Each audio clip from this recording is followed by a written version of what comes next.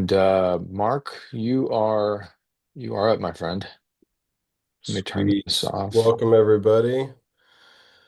We're doing Zoom, so a couple of you had said not familiar with it, so want to make sure you can see my face. If you see my lips moving, nothing else, probably a little volume issue there. Depending on the format that you have, you may or may not be able to see like a chat feature kind of thing. So you can pull that up. Again, the kind of the big notes will make sure that we capture and put in the summary that we'll send to everybody. But appreciate everyone showing up. I think what we got 20, something like that. I think Yeah, we 20 are something. up to 30 participants with that's Awesome. including us. Yeah, it's Yeah, good. shut up. Sweet. So, welcome. Snow prevented us from getting in person, but we'll make this as personable and tailored as possible, but most importantly, useful. So, welcome to the ground school. I'm Mark Gaines. Haven't met most of you, so hopefully I meet you at some point. I've been in aviation for about 20 years. What makes me uniquely qualified for this class is I've probably done, I don't know, 30 plus check rides myself, different type ratings and stuff like that, and given hundreds of check rides as a DPE, so kind of know how to do it. And so I'm just going to pass lessons learned. There's no secrets or anything. Pretty much everything is out of the ACS, but I know there's a lot of stress when it comes to check rides. So hopefully we can, kind of get rid of the rumors maybe and kind of dispel some of that and just make the check ride process as straightforward as it should be. So let's see. Got some notes here. For the most part, we're going to cover private. We'll cover some instrument stuff as well. We'll get to that here in a second. I'm just going to run continuously till 10 a.m. I'm not going to take any breaks or anything. So if you need to take a break, go ahead and do that. Lute already talked about. I saw Ed was excited there with a little confetti, but if you do like a raise hand, something like that, you can kind of get our attention. But try to use the chat if you have a good question or anything like that. I'm going to put my email in there, or my website rather, flyglc.com. So this presentation is given by FlyTech. My company that I do check rides through is FlyG LLC. So there's some good check ride advice and bio information, stuff like that. Everyone's on mute, I see. Talked about that. All right, so I think I see a few of you that were in the last ground session. So this one's going to be a little bit different. We're not going to pick on Connor the whole time. This time it's going to be a little bit more interactive, and we're going to ask you guys. So um, pressure's on, right? Everyone's in the hot seat, but you're not forced to do it, only if you want to. So if you have your camera on, I'm just going to assume that you're ready for the challenge. If you have your camera off, even if you have 0 hours, I would say, give it a shot. And then we're just going to help refine questions. So again, if you have your camera on, we'll call on you at some point, and if you have your camera off, then we'll assume that you're not yet ready for it. But overall, this is a safe environment. This is a constructive environment. This is not picking on each other. This is just helping us get better. So the only way to get better is through practice. All right, so we're going to use the chat, try to warm up on that. So I want to know kind of the percentage of everyone that's here. So whatever certificate you're working on, sport, private, instrument, commercial, ATP, whatever, just go ahead and put that in the chat. That way we get kind of an idea of who's here while you're working on that. Good, good, good. If you have really good questions that you just can't hold on to and you're just ready to ask, just throw that in the chat and we'll try to get to those. Sweet. Lots of private. One sport, Derek. Nice. Very good. Some instrument. Tony, welcome. Okay, good.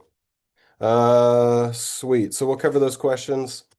Okay, so here's the attention step. CFIs in the room, you already know that the CFI check ride is the most stressful because it's the most failed. Depending on the region, the private pilot check ride is the most failed. And so I don't want to say that to increase stress, but the reality is the airlines hired a bunch of folks, the regionals hired a bunch of folks, CFIs went off. And so a lot of the CFIs that we have have not been doing it very long. And so we're seeing a lot more failures on the private side. And it's just basic stuff. So, takeoff and landings of the failures account for about 60% or so, stalls about 10%. Pre and post landing, I haven't seen a lot of those, but I guess some other folks have. Aircraft control was a big portion of it. So, there's a lot of failures. Obviously, we can't do any flight stuff today over Zoom, but it all comes down to the base knowledge of knowing the stuff before you go fly. Then you can have more meaningful conversations with your CFI and implement those things into practice. So that's kind of the attention step for me, at least, is failures are on the rise. All right, let's nip in the bud by having good conversations and getting after it. So. Sweet. Let me go through this real quick. So a couple sport, multi, awesome, private, lots of private, ATP. Okay, sweet. Got a good mix of people.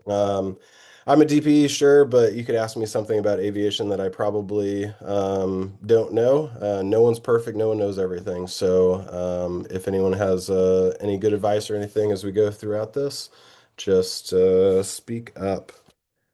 Um, All right, before we get started, kind of the background, especially for the private folks that haven't done any check ride yet. A typical check ride is three sections. So you've got your ground portion, or excuse me, you've got your admin portion, ground portion, and flight portion. Ground portion, that's where you check all your documents, make sure that you're actually qualified to take the test. You go through the airplane documents, the airman documents, all that kind of stuff.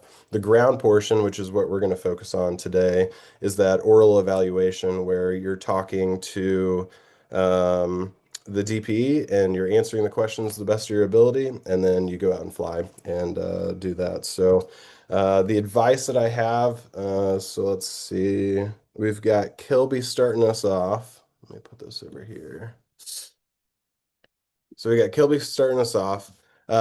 Before Kilby answers, just kind of some general advice for check rides. So, if you get asked a question during your oral and you give just the bare minimum information, so let's say your question is something like, what are the sources of weather? What are some of the products? How do you decide if you go fly or not? If your answer is, I use my iPhone app and I look outside and that's good enough or not. It's not.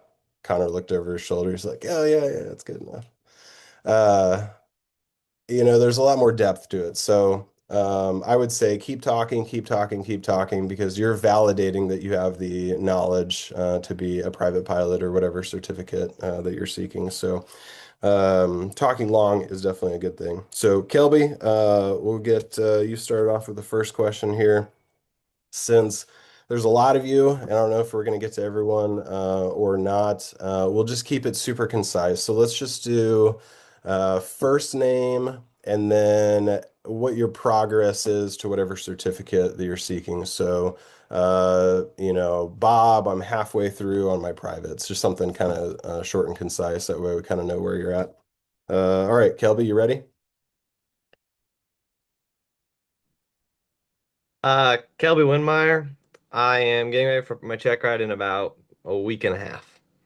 All right, sweet. Definitely pertinent.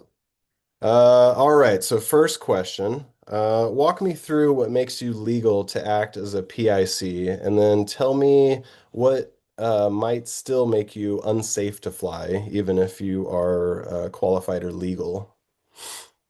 So, to decide if I'm legal to fly as a PSC for my private, I will need at least three documents on my persons. That would be my government issued photo ID, my I have a class 3 medical, and my private pilot's license. I need to have those on me. But what still might make me unsafe to fly is going through my I'm safe checklist. If something there isn't correct, then I probably shouldn't fly or check my personal minimums. If I got enough sleep, if I've had something to eat, if I'm not stressed, obviously make sure I haven't drank any alcohol within the preceding 8 hours. Um, haven't ta taken any kind of medicine that may alter my judgment. Um, just anything that could affect my decision making while flying the airplane. Okay. So there's different levels of knowledge, right? So there's, and the CFIs know this. So there's rote memorization. That would be something like you saying, I'm safe, and then saying illness, medication, et cetera, et cetera. That would be rote memorization. The application of that would be more, a little deeper and being able to analyze it. So a follow-up question could be something like, all right, Kelby, we're going to go fly today. I wish we were. As you went through your I'm safe checklist, was there anything that popped out that might, impact your aeronautical decision making for today? And an example would be, especially on a check ride, would be, okay, illness, medication, stress. Oh, yeah, a stress. I have some stress today. It's manageable, but that might impact my aeronautical decision making today. So that might be something that you can consider and be honest about on your check ride. So, all right. So using the text, what do you guys think? Okay, perfect, needs improvement. If there's anything additional he could have added, you can throw that in the text. That way we are all getting better.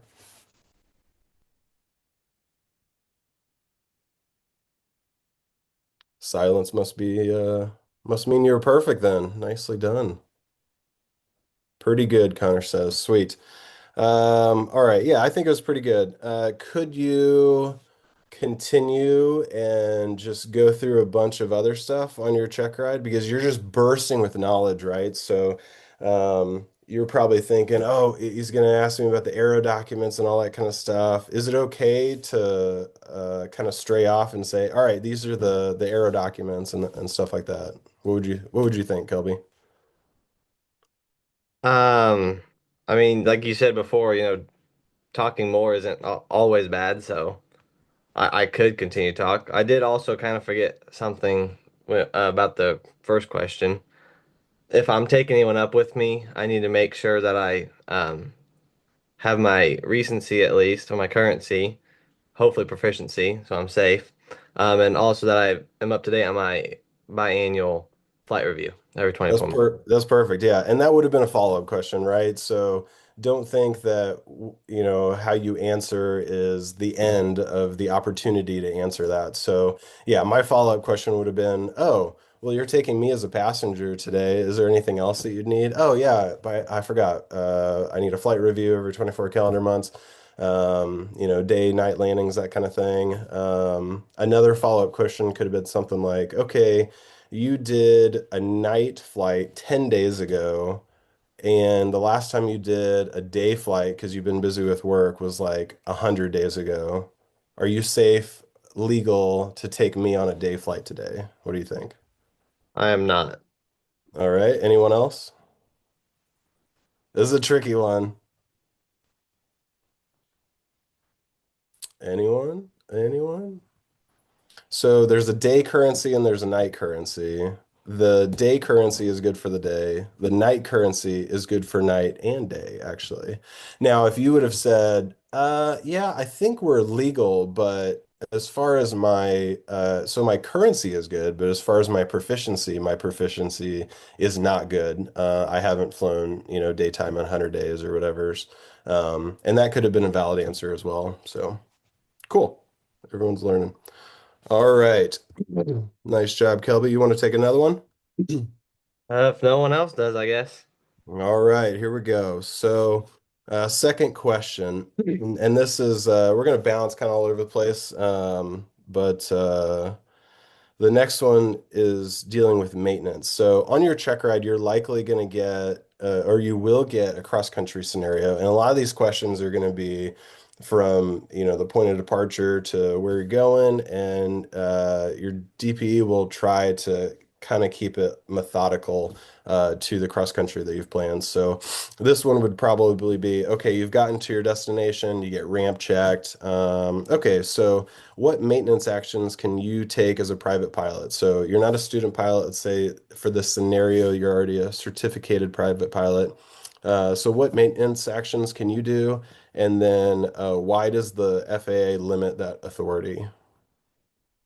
Some of the maintenance I can do as a private pilot is preventive maintenance under Part 43 of the FAR. And this is kind of just like basic things that you can do just to keep the airplane able to fly without having to have an A&P come in and do a big old inspection. It's kind of like just some simple stuff that's not really going to truly hurt the airplane because you're not completely qualified, but just to make the airplane reasonably safe. Like if you want to air up the tires, add some oil to your engine just so you are able to go fly. Okay. And why do you think the FAA would give you the authority to do that? I would say because they trust you because you've already passed I'm just gonna, a check ride, for your private, so they already think that you're responsible or hope that you are responsible. Um, and just to maybe allow for their actual ANPs to be able to go work on planes that truly need help, so no one's out there flying an unsafe aircraft. Right. So, yeah, you have demonstrated after your private pilot check ride, you have the knowledge, skills, and abilities to do basic stuff. So, air up the tire, add oil, that kind of thing. If we needed an AMP to add oil every single time, do you think us pilots could ever fly? Like, there's a pilot shortage-ish. There's a mechanic shortage, 100%. So yeah, we need to have some sort of ability, but with limits, right? So, any Cirrus drivers in the room? Lute, Connor. So can you change a light bulb? Yes, you can change a light bulb, but if it requires complex assembly or disassembly, for an example, any lights on the exterior of a Cirrus, you've got to take some caulking off, you've got special tools, stuff like that. If you're looking at it and it looks a little too complex, you're probably not able to do it.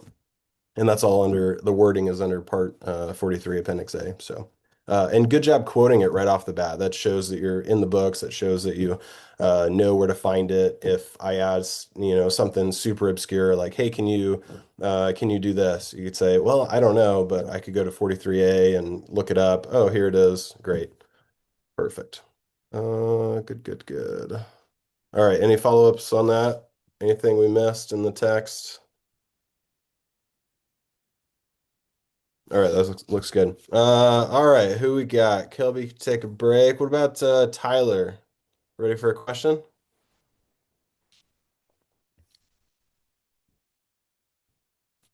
I don't know if we have more than one Tyler. The Tyler that I see has a hat. Ready for a question? You're adjusting the camera. I'm gonna say yes, but you're still on mute. There you There you go. go.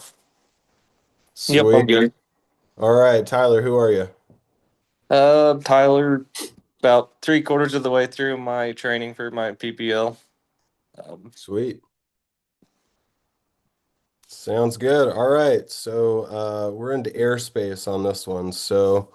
Um, all right. So explain how you determine what airspace you're in and what requirements apply. So, let's say we're taking off out of St. Joe. What kind of airspace is that? What kind of equipment would you need? it's Class D airspace, controlled airport. Um,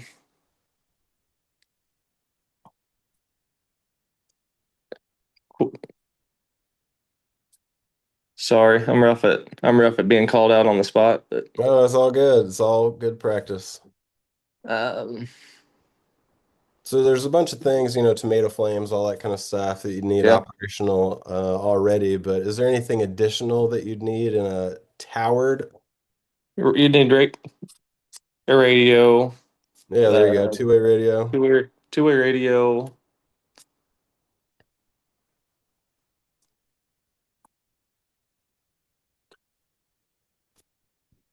I don't know if Lute, I don't want to put you on the spot. If you're able to show like ForeFlight or something on your screen, or maybe I can. Yeah, I got it. Okay.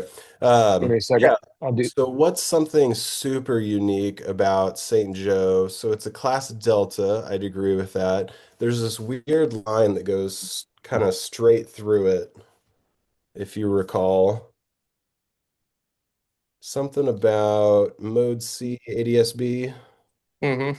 Is that required if you take off at a St. Joe? Yes, that's Oh, nice. We're high That's tech now. all right. Let me get to St. Joe here. Sorry, I have. It's surprising how little I use the PC version of ForeFlight. I feel like it's like the first day. Here we Yeah, go. if you go into that search tab and you type KSTG, oh, there you go, you got it.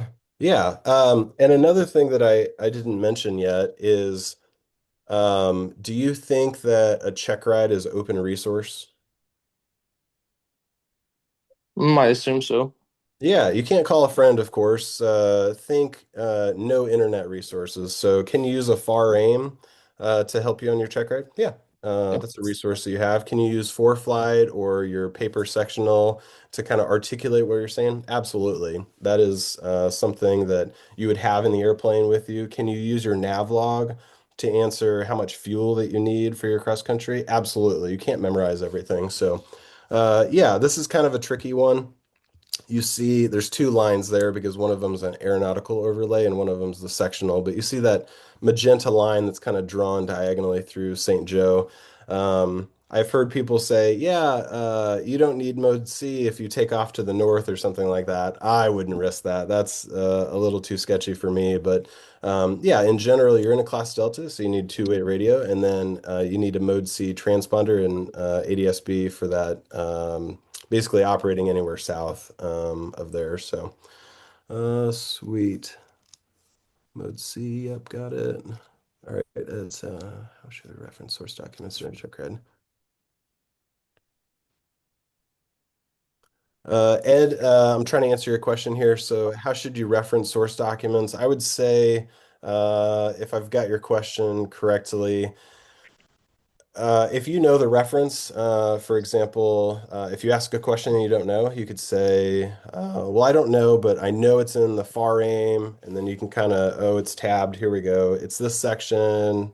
And then you can kind of answer it. Does that kind of answer what you're saying, Ed?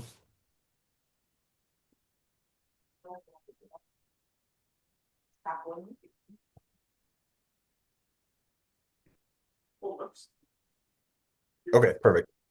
Sweet. So, all right, let's say if you zoom out just a little bit, Lute. So Tyler, let's say said you're three-quarters of the way. Have you done any Class Bravo type stuff? No, we've been through Flash Bravo a time or two, but Okay.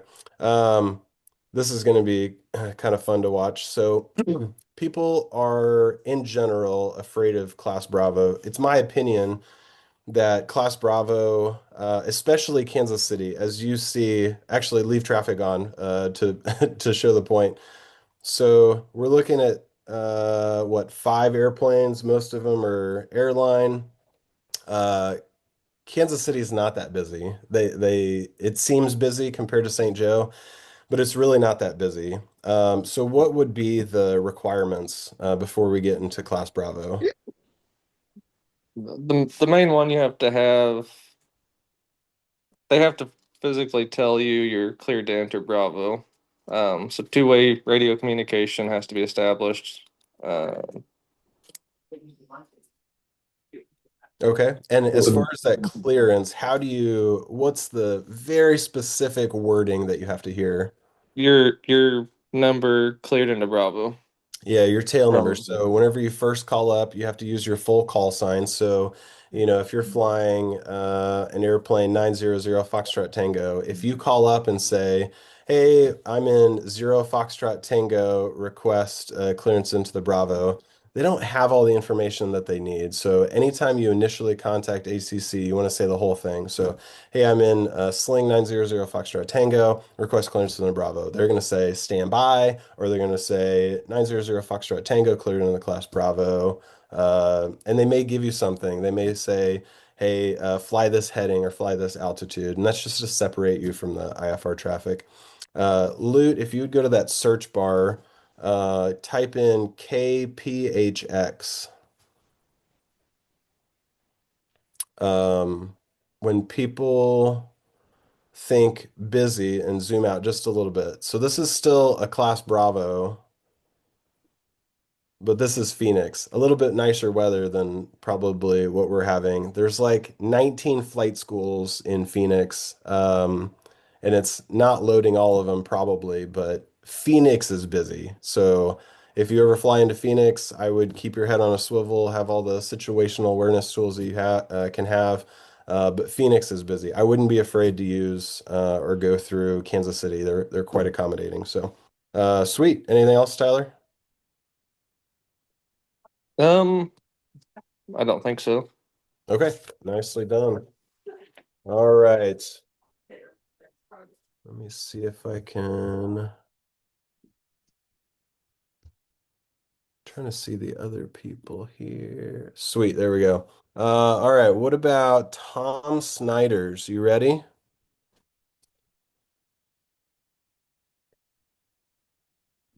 All right, we're unmuted. We're ready. Sweet. Which one's Tom, left or right? I'm on the right. Or the deer? This is the one you're getting in Yep, a couple weeks here. I'm Joe. All right, welcome. All right, so let's see here. Great question, and I kind of talked about it earlier.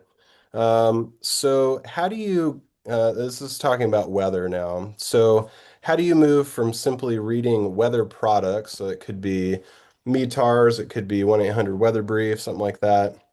How do you take all of that information and come up with a go, no-go decision on your flight?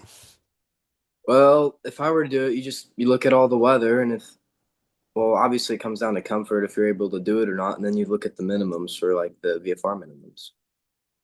Perfect. And what you're saying are perfect lead-in questions for yourself. So let's say we're taking off out of St. Joe. So based on that airspace, what would be the bare minimum, visibility, cloud clearance requirements, that kind of thing that you'd need to take off? And then, of course, you talked about kind of your personal minimums and stuff. What are your personal minimums? So you can kind of all fold that in there. So, hey, we're taking off out of St. Joe. This is the minimums, but me as a new pilot, this is what I want. So that one, you have the three statute mile visibility, so it has to be over 3 statute miles, and then you have to be like it's 3152, so you have to be 1,000 above, 5 below, and 2 horizontal. So if you can't clear that, it's pretty much a no go.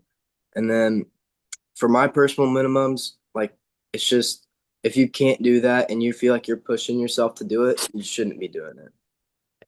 So like don't Perfect. So don't push you're yourself beyond. bringing in like, yep, you're bringing in like external factors that might, hey, I'm going to a friend's wedding or something like that. I've got these external pressures, but I'm not going to let those influence my decisions. I'm going to stick with the FAR minimums. I'm going to stick with my personal minimums, and that's how I'm going to be safe. Those are perfect words to say on a check ride. Perfect. Um, of course, to get a little bit deeper on that, 3152, I think most people can kind of spit that out. What if you had a scenario? So let's say we're going to a friend's wedding and everything's good. That's 5 miles visibility. There's no ceiling, but there's some reported turbulence in the area. And let's say you're flying over Highway 50 and some of your alternate airports have some fog over it, stuff like that. Um, how do you take that information and then come up with a go no go decision? Well, you look at your flight plan, and if you don't think your plane can handle it, or if you don't think you're a good enough pilot to handle it, because obviously some planes handle turbulence better. Like I fly a 150, and it does not. You feel every little bump, and that's where like you see those airports. If it's not good, if it's like oh it might be a maybe, like you probably are good, but if you can't get down, if it's not, then that's a no go. Perfect. I like the risk tolerance of, you're trying to become a pilot, but not flying is also an option, right? So I kind of joke with people, I would rather be driving home wishing I was flying than being in the air wishing I was on the ground because I leaned too far forward and I made a bad aeronautical decision. Another thing you could have folded in there, you said the word some airplanes. We quantify that in aviation, right? So you could say something like, yeah, there was an airment for turbulence, but it's pretty far away. But there's a segment, and segment applies to all airplanes. Or you could have said something like, there was a 737 that reported turbulence on final into Kansas City. Well, that's a big airplane, and my 150 doesn't deal with turbulence very well. Something like that, and you're kind of incorporating the differences. Sweet. What about METARs and TAFs? Are those the same thing, or are they a little bit different, or? No, they're a little bit different. METARs are like a short prediction, and then TAFs go out quite a few ways or quite a bit. And yeah, Which one do you think is more accurate between those two? the METARs. Okay. Um, and is that let's say that there was typical in the Midwest, there's, 20 knot winds coming out of the west. Do you incorporate other METARs or TAFs or anything into your discussion whenever Yeah. you're Yeah, you want to take like the combination of the two, get a look at as much as you can, and just kind of see what you think and what they all look like. okay? Perfect. And we were talking about personal minimums earlier. What is you in your 150 with the amount of hours you have right now is going to be different than everyone else. Mhm. But I'm just curious, what is your personal limitation when it comes to wind? So it could be total wind, gust, crosswind, that kind of thing. So anything over like 20 knots in general is a little bit sketchy, but like the peak crosswind component, the max on that plane is like 12 knots. I think that's kind of pushing it. I don't like that. I like to be around eight or less. Yeah. So yeah, that's mine. As long as I'm like comfortable, it's like okay, yeah, I know the plane can do it, but the fact is, can I do it? Perfect. So, same thing as you're kind of talking about the weather with the DPE, you can say, hey, this is what the actual weather is. My airplane can do a 17 knot crosswind, as an example. Mhm. My airplane can do a 17 knot crosswind. I'm comfortable up to 8 knots or something like that. Those are perfect. Nick saw your question. I have kind of the same thing. I talked about the, driving home kind of thing. I have like a two strike rule when it comes to, risks. Baseball, you got three strikes, but we're not in baseball, right? So I kind of like the two strike thing. And it could be something as simple as gusts that are kind of near my limit. And it could be, it's really cold outside. That could be my second one. And, I'm not feeling it because, I flew last week and it was so cold. For a moment, I had considered, kind of doing a shortened pre-flight. That's unsafe, right? You want to check everything, especially if, it's in a heated hangar and then you bring it outside and stuff melts. So, those are risks you want to mitigate. So, good stuff. Good comment, Nick. All right, we got some more people. Nicely done. Let's see. Levi, you ready to go? Yep. Can you hear me? Sweet. All right. Who are you and where are you at in your training? Yeah, so I'm Levi. I just passed my written for my private, say around halfway done with training. But since studying for the written, I take some couple months off, so get back into it now. Actually flying. Sweet. Life happens. I like you're getting back into it. Very good.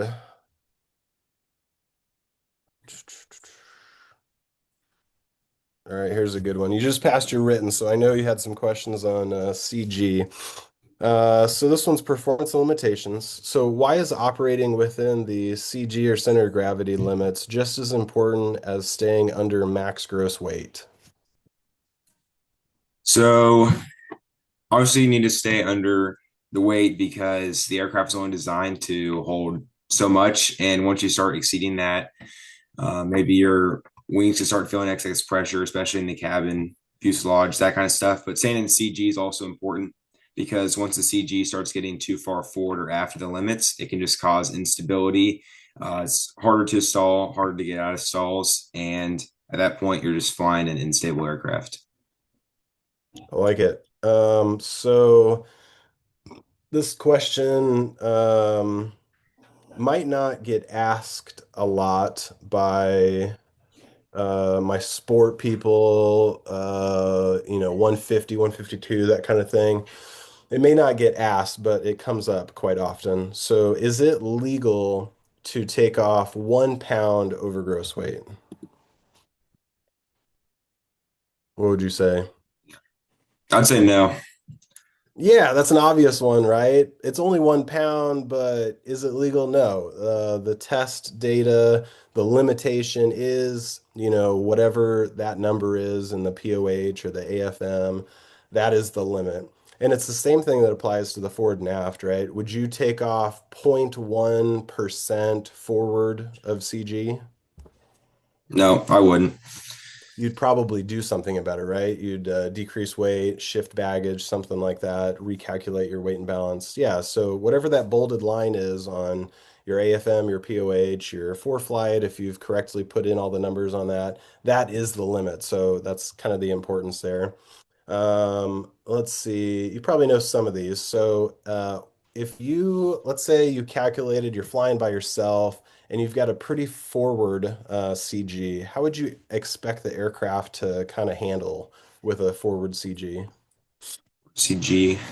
I guess nose down attitude would be more common. Um, Probably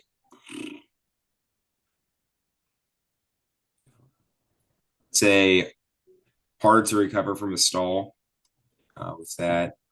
Yeah, that's what I got. Okay. All right, so let's think of it in a couple different buckets here because a forward CG and an aft CG, one of them isn't better than the other in total. Would you agree with that? Yeah. Both have pros and cons. So with a forward CG, if you mentioned stall recovery, so would it be harder or easier to recover from a stall? So Yeah. if you have a forward CG and you let go of the airplane, is it recovering Yeah. for you? Yeah, it'd probably be pretty easier. Yeah, so it's easier to recover from a stall. What about stability? Do you think it's more stable or less stable? Compared to like an AFCG. Yeah, we're kind of comparing the kind of an extreme forward, extreme aft. Yeah. I'd say it might be more stable. Yeah, I agree with that. What about fuel efficiency? That's going to be worse. It's going to be worse, yeah. And then what about your stall speed? Do you think it would be higher or lower? This is kind of the funky one. I'd say it's lower. So I just sent a link. There's a lot of resources out there. I think this one does a pretty good job of kind of explaining the kind of the forward and aft CG thing and kind of understanding what that difference is. Um, that's CG. Total random thought. Do we have any tail draggers in the house? Anybody working on their tail wheel? Yeah, Casey, nice. So center of gravity is center of gravity, but obviously with a tail wheel, your center of gravity and center of lift are opposite than I don't want to say a normal tricycle. They use newer tricycle type gear. Sweet. Nicely done. All right. Any other follow-up or anything? Any other questions about Ford and FCG?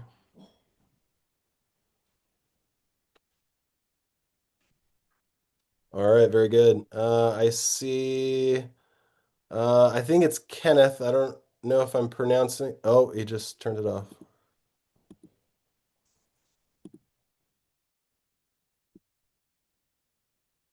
I thought I saw him. Maybe not. All right, Tony. Let's get an instrument student here.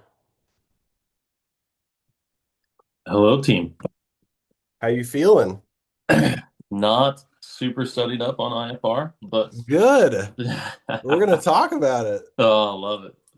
All good. All right, Tony. How far along are you? I would say in very early stages. Obviously, I have flown a little bit, but haven't really buckled down to study for any ground exam. Okay. You said you've not done your written or anything? No, I have not. Okay, gotcha. All right, let me see if I can find one that is appropriate for that. Oh, this is the perfect one here. Um, I would say compared to airline life where you have two people plus maybe a bunkie on international and you're on autopilot the whole time, compared to that, what are the biggest risks of single pilot IFR? So just kind of big picture, what, you're flying, think single pilot, no autopilot, in IMC. What are some risks? A lot bigger workload for the pilot itself, just because now you have to concentrate on and scan through all of the instruments. And so your head's down, you're concentrating on a lot of things. So you have a lot higher workload from a pilot standpoint. Yep. What about all that stuff that you learn from Hmm. private pilot? Can you just put those aside when you're flying instruments? No, when you fly in instruments, realistically, it's like a carryover of all the private pilot plus some. So all those same things apply, except now you have this extra as far as flying the actual IFR. Yep, bingo. What about prioritization of tasks? How does that work in a single pilot IMC scenario? Yeah, so it's a lot more obviously demanding as we spoke about, but you do have to prioritize your tasks because there's a lot happening as far as, you have the communication, but your biggest priority is flying the airplane safe and on the instruments themselves to ensure, especially with no autopilot, that you're ensuring that you have a safe, stable flight. And then your task prioritized down from there. Yep. This is kind of an opinion piece, but we can open up questions to the room. Hmm. What do you think? So you're flying solo, single pilot, IMC. You're going to an airport you've never been before, and you're briefing your instrument approach. Do you brief that out loud or not? Yeah, I mean, I definitely still talk out loud when I fly. I think that it reiterates what you're thinking and focuses on that, because even when I fly with passengers now as not IFR, I still say I'm probably going to talk through some things, airspeeds, just to ensure that I read aloud and enunciate what's actually happening to ensure that I have a safe flow. But yeah, that's a good question I actually have for you is as you've progressed and you are obviously airline pilot, do you still speak aloud sometimes on what's happening?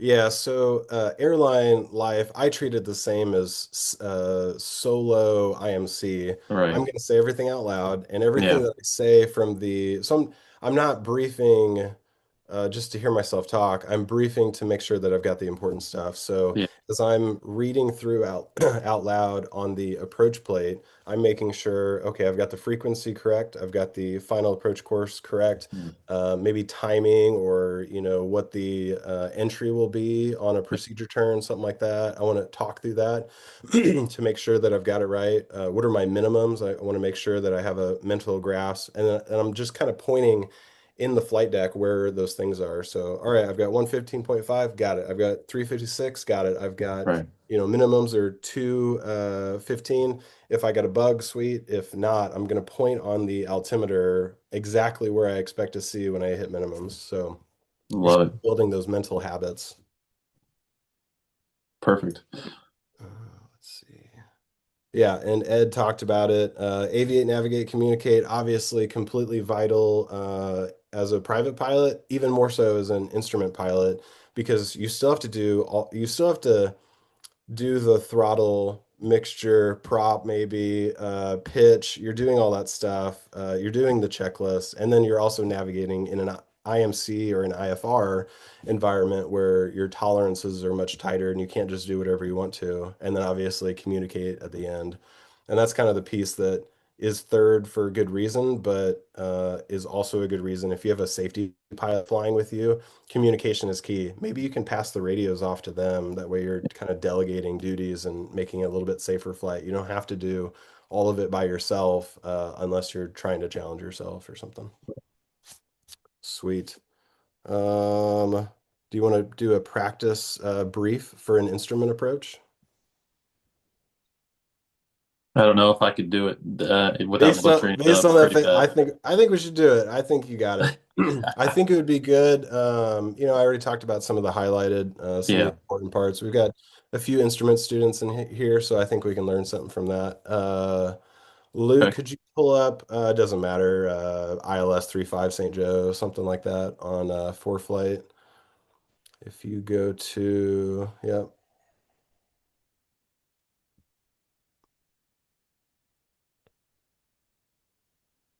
I assume you've shot this approach before. Yeah. Probably with Lute himself, I imagine. Perfect. Call it a coupled approach.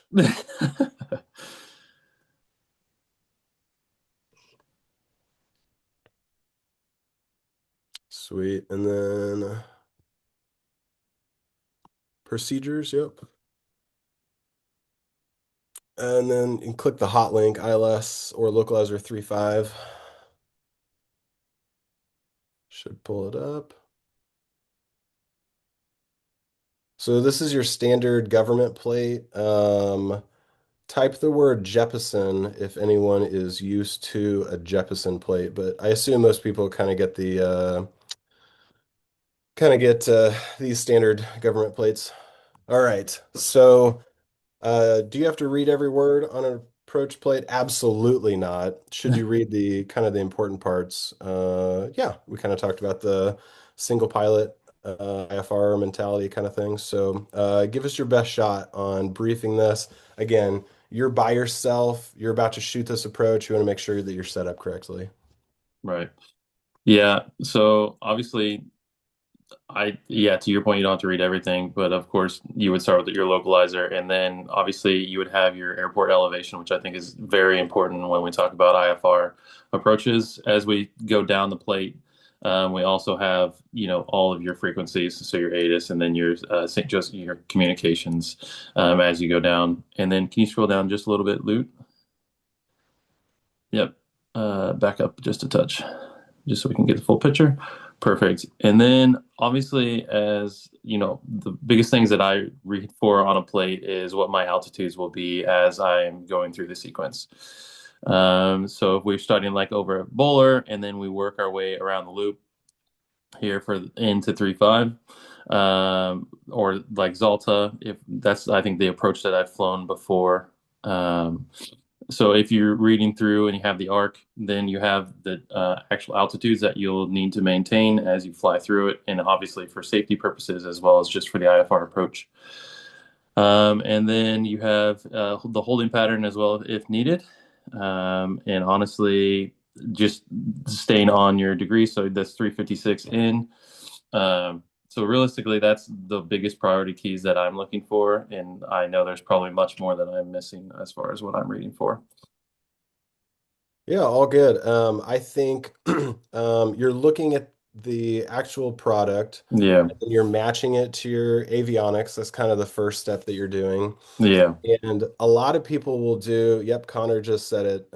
You're kind of doing, let's see, make sure you start. Making sure you have the right Yeah. equipment.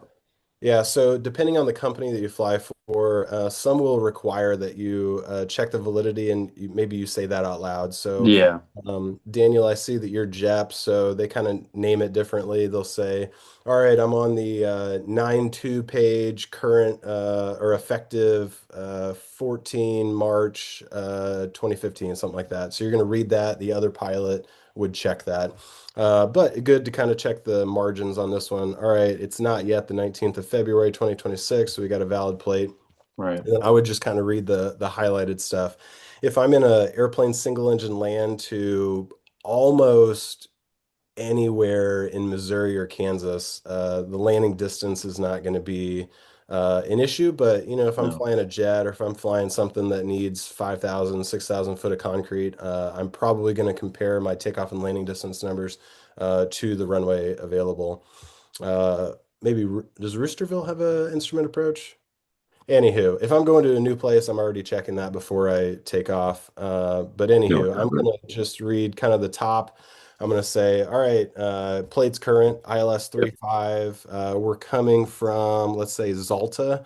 Yep. I'm gonna check my avionics, make sure that it's set up correctly. Thomas, are you said I've probably cleared you for the approach. Are you air traffic controller as well?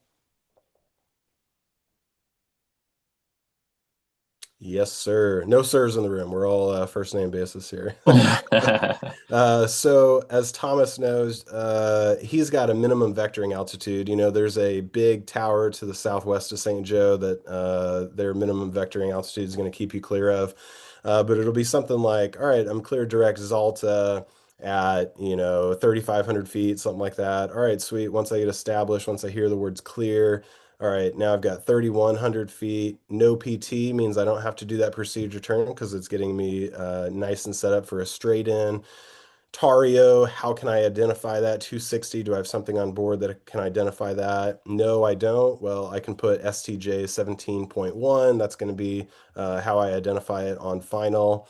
All right, as I come down, I may read like the if there was any non-standard glide path or anything that would be depicted. So 3 degree is kind of a standard. This one's 2.8 degrees, so a little bit shallower than normal. So I might mention that. And then, all right, honestly, I don't know how to pronounce that. Zuckjip. Thomas could probably help on that one, but the missed approach point there at 12.3. All right, if we hit 12.3, if we see, if we see the appropriate lights, then we're going to continue. If not, I'm just going to read the first couple things on the missed approach, which from memory, it's something like climb to 2,700 feet, then something. I'm not going to read all of it because what I'm going to do is aviate, navigate, communicate. So, all right, I hit 12.3. I don't see the runway. A go around is always an option. All right, I'm going to start a climb to 2,700 feet. Well, it's going to take a while to get up there. All right, what's the rest of it? Oh, we're going to go to this point and hold, something like that. Yep, and that's kind of the short where that arrow is there. Climb to 2,700 feet, Amazon and hold. So there you go. Does that kind of make sense? Yeah, it does. Very good. And then a lot more detail, of course, so we can get into there. There was a few instrument students, so maybe we can dive a little bit deeper on that here in a little bit. Sweet. Nice job, Tony. Get that written done. Who else we got? I can't tell if my bell, can't tell if you're wanting to participate or not. Let's see. Good, good. Ben and Yachty, you've got a picture. I don't know if that means you're brave enough for a question or.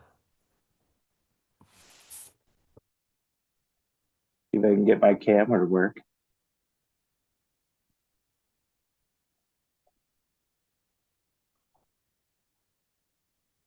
Sweet. All right. Who are you and what are you working on? So I am brand new to this actually. My goal is to be a commercial pilot, but I am at the very beginning stages. I just signed up a few months ago and weather has not helped. So with that and having a full-time job, a travel job, I haven't even been in the air yet. I've never even flown a plane. So I know nothing. I'm here That's to absorb as phenomenal. much as I can. I love it.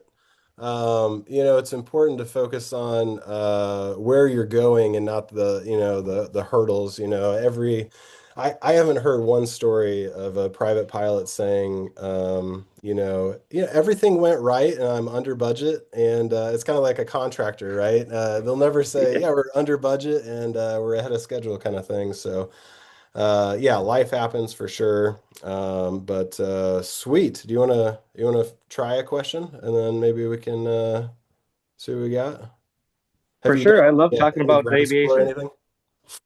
I haven't done any ground school. I've watched a few of the videos on what is it, Fly for Forces or on the website. But like I said, yeah, life has been coming at me. You know what? My experience with aviation is back in the late '90s in the golden ages of dial-up internet. I played some flight simulators online.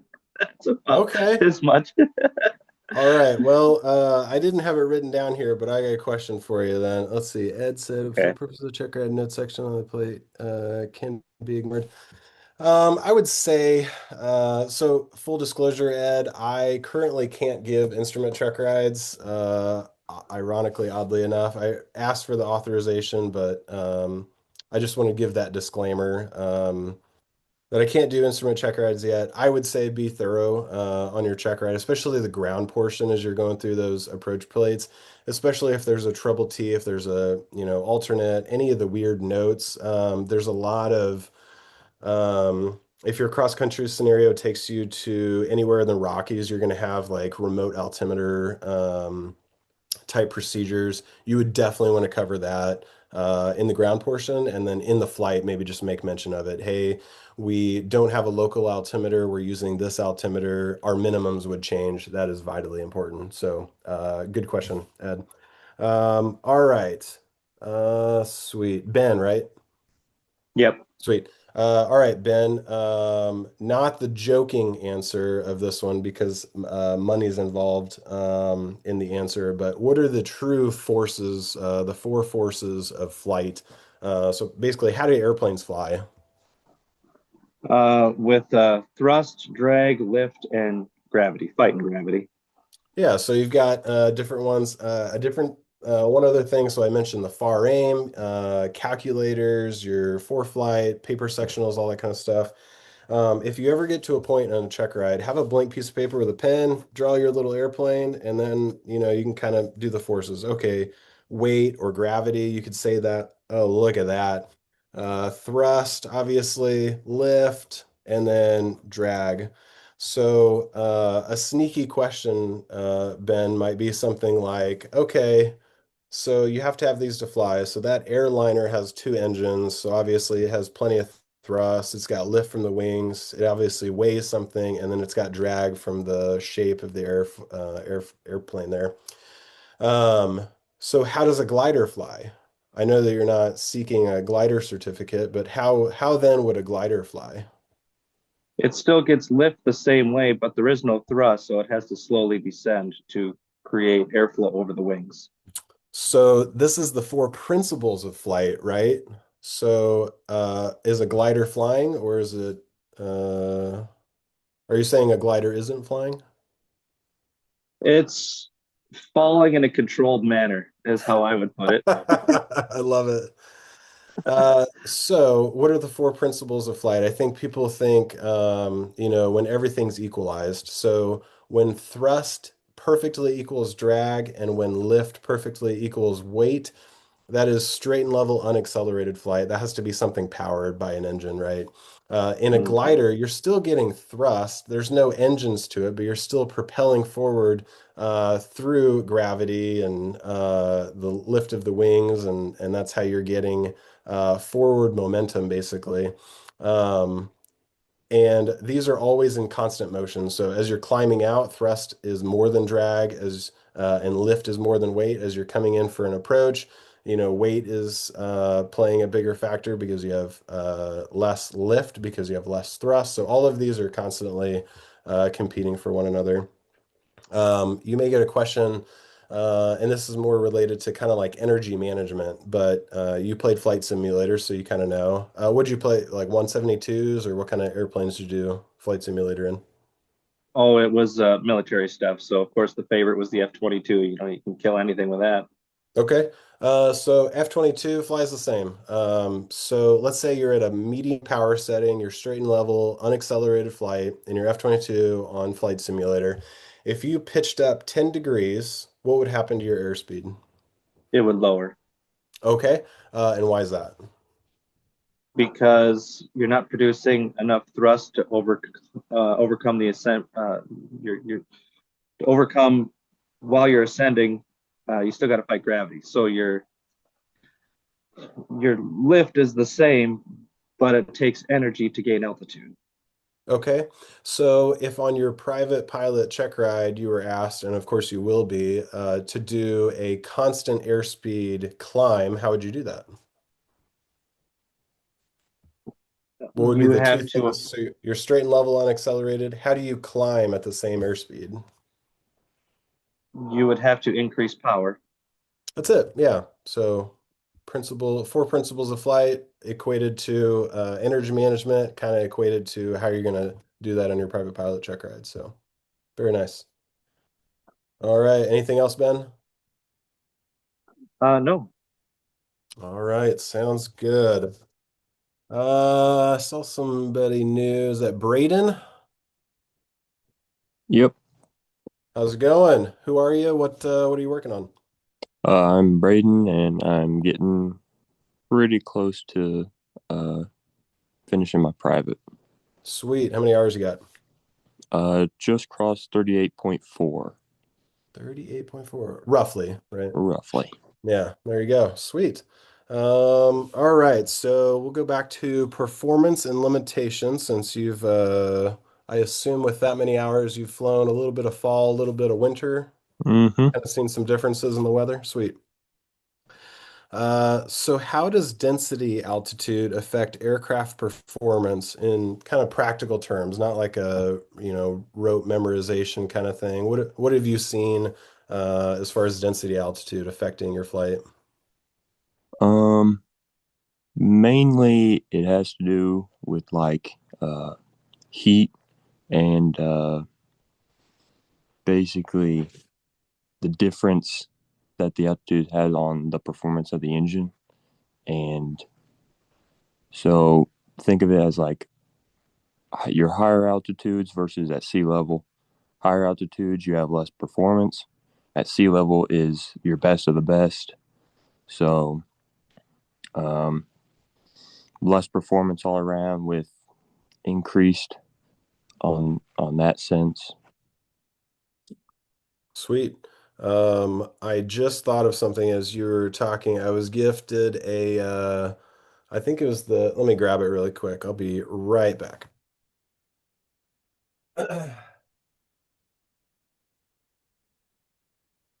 Here we go.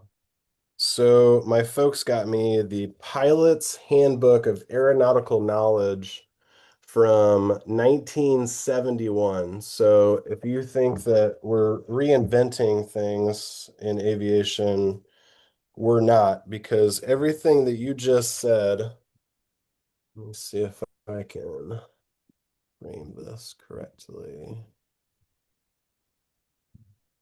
There we go. Everything that you just said is right here. There we go. From 1971. Everything you just said. So if it's hotter out, you're gonna have worse performance. If you're closer to Colorado or you're higher in altitude, you're gonna have worse performance. Mm-hmm. Yep. There's another types of altitude. Yeah, everything that you just said. So what if you had, let's see, in your opinion, is your takeoff distance shorter on a given same temperature, 15 C, 59 degrees Fahrenheit, in Phoenix or in Kansas City? Which one do you think has a shorter takeoff distance? Hmm. With the Same temperature. Same same temperature, same temperature. weight. Um. Well, I guess it would have to depend on altitude, but if I was to guess, I don't know exactly. If I was to guess, it'd be shorter in um. mm, I'm gonna go Arizona, So they're Phoenix. about 1,100 feet versus our 800 feet. Oh, okay. There. Okay, so it'd be us then. We would have a shorter distance. Yes. What's the main difference between those two? The main difference also, So the altitude's about the same, the temperature's about the same, the weight's right? about the same. What does Phoenix is Phoenix typically dry or is it typically a little bit more moist? Sorry for people that don't like that word. I'd say it's a little more dry. Yeah. So drier air, you're going to get just a little bit better performance, but in general, kind of your thinking is probably right. So Phoenix, if it's hotter, it's worse. If it's Mm-hmm. higher, it's going to be worse, that kind of thing. Same thing. Mm-hmm. Colorado, you could run all the numbers that you'd want to, but even Colorado being 5,000 feet up versus our 800, they could be much colder there, and you could Mm-hmm. still have possibly worse performance there. Right. Another thing that goes into that, has anyone flown into Colorado? I know Daniel has recently. Another big difference in higher altitude is a higher true airspeed. And I know we don't typically speak in true because in Missouri and Kansas our true and indicated are roughly the same, but your true altitude increases with altitude. And so as you're coming in for an approach at 5,000 feet, you're going much faster and the air is thinner. And so it takes longer to slow down. So luckily, all things are pretty close here in Kansas and Missouri. But if you're ever going across country, highly recommend it. Colorado, that kind of thing. Very good. All right. Any other follow-up? Any other questions or anything?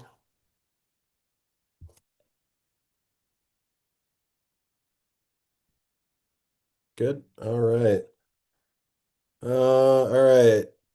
Anyone else? I see a lot of people with cameras off.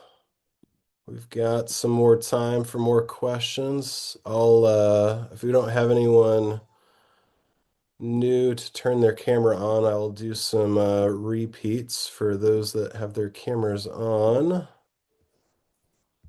Is that Brody? Yeah, I'll take a shot at one. Awesome. Who are you? Where are you at in your training? My name's Brody Wall. Just took my written. I'm about 40 hours in or more. Sweet. Yep. Written for private, I assume? Yep, private. Yep. Sweet. All right. Very good. Ooh, this is a good one. I'm gonna change that to what kind of airplane you flying? A 172. 172. Okay. So we got tail draggers in the house. We got light sport. We got more regular 172 Piper categories folks in the house. So there are some slight differences in here. Just so magneto might be called something else, might be an alternator might be called something else in a different airplane. I'll tailor this for you though, Brody. Um, so what indications would alert you to an alternator failure in your 172? And then what would your response be if you had an alternator failure? Okay, good question. I know. Yeah, you kind of got me on this one a little bit. So, would it be power? Lack of power? Yeah, so I would say with these type of questions, you're not going to be able to answer it in like one sentence, right? So this is Yeah. one that you can tell me everything that you know about the electrical system, what would continue to run, what would eventually fail, that kind of thing. That way you're kind of showing your well-rounded knowledge of the system. Okay. So yeah, let's say and again, these, forgive me, the questions are just kind of out of left field. Again, on your check ride, it's going to be more, all right, we just took off out of St. Joe or wherever. We're going to this place. All right, you're halfway through your cross country. Let's say for this scenario, we're going to St. Louis and we're over like Columbia right now on your cross country at 5,500 feet. The first question would be, what indications do you have of a alternator failure? So do you have any lights or are there any gauges that might indicate an alternator failure? So, the first thing I would think is probably like you would have lack of power. Would that be on the right track? No. So Okay. what does the alternator do? Um, I'm not exactly sure on that one. Yeah, totally fine. Anybody else want to take a hack at this one? Electricity. Yeah. Anybody want to take a hack at it? I'll give it a shot. All right, let's do it. I've been a mechanic for 10 years, so this one's kind of right Perfect. up my Everyone's alley. got a different background and different Yeah. expertise. So the alternators for producing electricity, you can find that on pretty much any vehicle these days. And if one goes out, I believe the 172 has a backup. So you still have electrical power. However, you should not be flying. So finish your flight and get it checked out by the mechanic.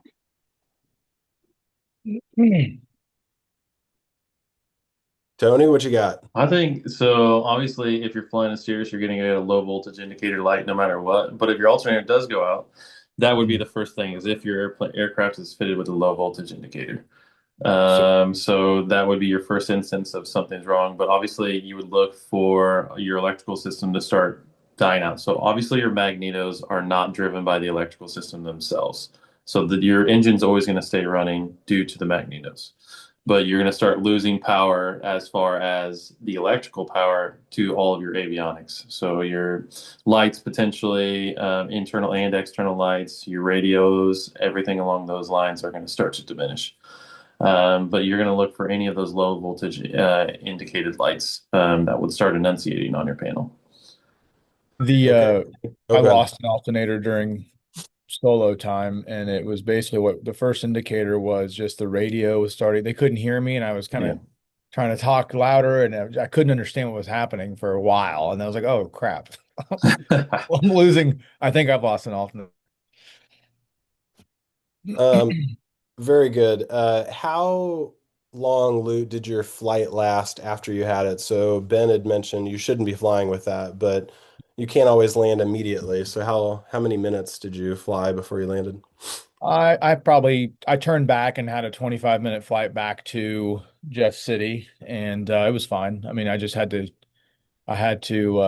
switched my transponder to lost comm, and then I grabbed my cell phone and started texting a buddy, had the buddy call the tower and let them know I'd lost comms, and then I'll be coming in. And he was relaying for me by text. Okay. I think that's a great answer because that gives a time frame for how long it should be because the standard that I've always heard is about 30 minutes is how long you have. But I think you a can lot of differences here between Yeah. different airplanes, different battery sizes, but I lost it let's all. go with that 30. Yeah, mine failed on the ground, so by the time I got 25 in the airport, it was all gone. It was the battery had totally drained, and so I was basically flying like the Wright brothers on the way back. It was just me and my gyro. So is All there right, so no electrical backup? I thought there was two alternators. Is that Not not true? not in every plane, and yeah, that not every that plane out of 172. So you've got one alternator. As Tony mentioned, you could have something like a low voltage light. It could be you looking at the actual charge Yeah. gauge to see if there's a discharge, something like that. That's going to be a little bit more subtle, but it's going to be your first indicator before you actually get a low voltage. So on a check ride, a perfect next question would be, all right, Brody, you're at 5,500, you're over Columbia, and you get this low voltage light. What are you going to do? So Columbia is right below you. St. Louis is, say, 45 minutes away. You've got a battery that's good for 30 minutes. So Brody, what would you land at Columbia or would you land at St. Louis? I would definitely land at Columbia. I would enter the pattern, get checked out, be safe first. Yep, I like it. Be safe. So, Lou, you had mentioned, I don't know if this resource was available to you at the time or not, but a resource that I always debrief people on is 1-800 Weather Brief. And I know that everyone's heard it, every CFI kind of spits it out, but I've also found, and I'm not picking on any sort of generation that did not do T9 texting, but I didn't know that T9 texting was a strength until recently. So I would like if everyone were to pull out their phone. You can keep it on mute, obviously, but you have this keypad, right? Now I know this seems for those that are maybe over 30 or so, it kind of seems obvious, but you've got the keypad here and you've got letters below it. So if you type in 1-800 Weather Brief, which is 1-800-WX, which is 99, and then 27433. So if you type that in, I have it saved in my phone. I would highly recommend it. This is what they're going to say. Menu options have changed. If you have an in-flight emergency, press 9. Okay. So anybody that's called 1-800 Weather Brief has not hit that button because you're calling for a weather brief or filing a flight plan, right? Why would you hit 9 for an emergency? Any ideas?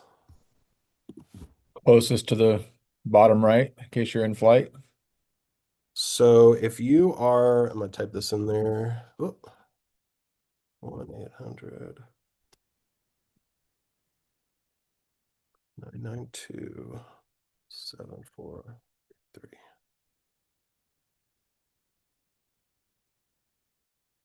All right, any ideas? So why would you hit 9?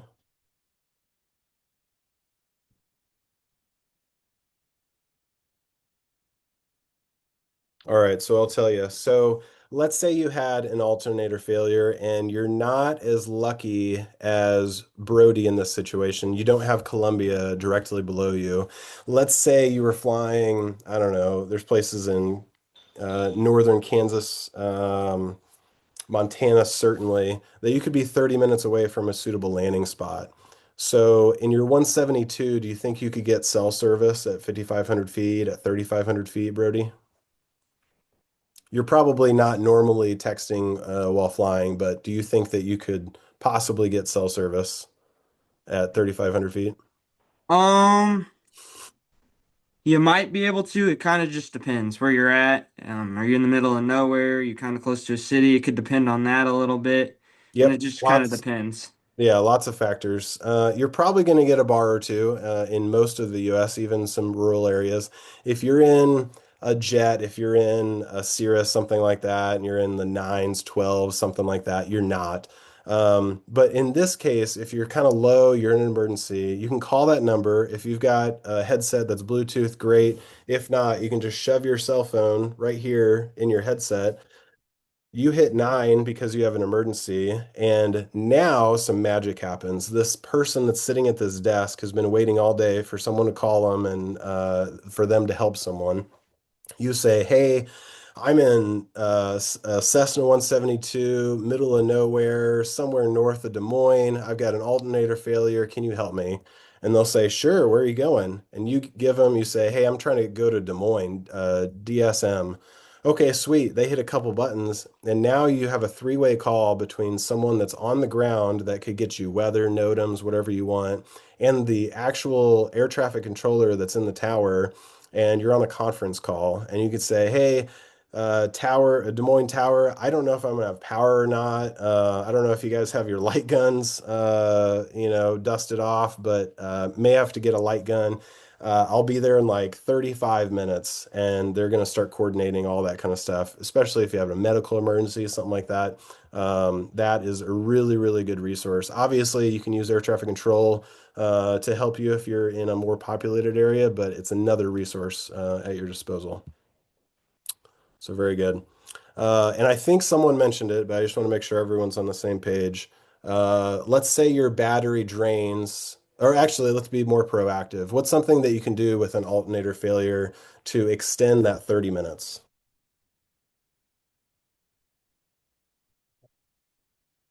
So you're draining your battery. Turn off anything you don't truly need that's electrically powered. Bingo. I love that as a kind of general statement. Kelby, what airplane are you flying? The sling. The sling. So you've got LED lights. Do you think that's causing or using a lot of power? I mean, the whole thing uses a lot of power, so Sure, sure. LED lights, not so much. I would want to be seen. That's my opinion. But what are some specific things in the sling that you could turn off that are high power that you don't necessarily need in this uh, scenario? uh, if the autopilot's on, definitely turn that off. That'll drain the battery quickly. Yeah. Um, you can turn off one of your flight displays because it's got another smaller one that you can use. Okay. When's the last time you have flown purely off the G5? Um, I haven't truly. I was gonna do that my last flight, but we ended up having a little problem in the sky, so I wasn't able to quite do that yet. But Okay. hopefully gonna do that this week. Yeah, it's a great skill. The your backup G5, Brody, I don't know what kind of avionics you have in your 172, but your backup instrument is possibly more capable than Brody's primary instrument on a standard six pack, right? Because you're just getting all that information in a really condensed area. So those are things you can talk to your CFI about. Say, hey, I did this ground school and I learned the valuable lesson of, hey, this thing draws a lot of power. Can we put a piece of paper over it or something and fly? Of course, VFR, that kind of thing.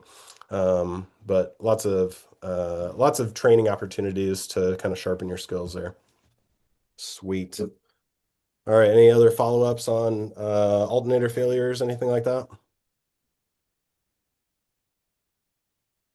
I think one thing that you actually notated to me when I was doing my check ride with you was things that you can do to get ahead of the situation. For instance, if you know you're going to run out of battery power, or for instance, you're going to shut down some of your radios or any of your communication system, is that you can reach out ahead potentially.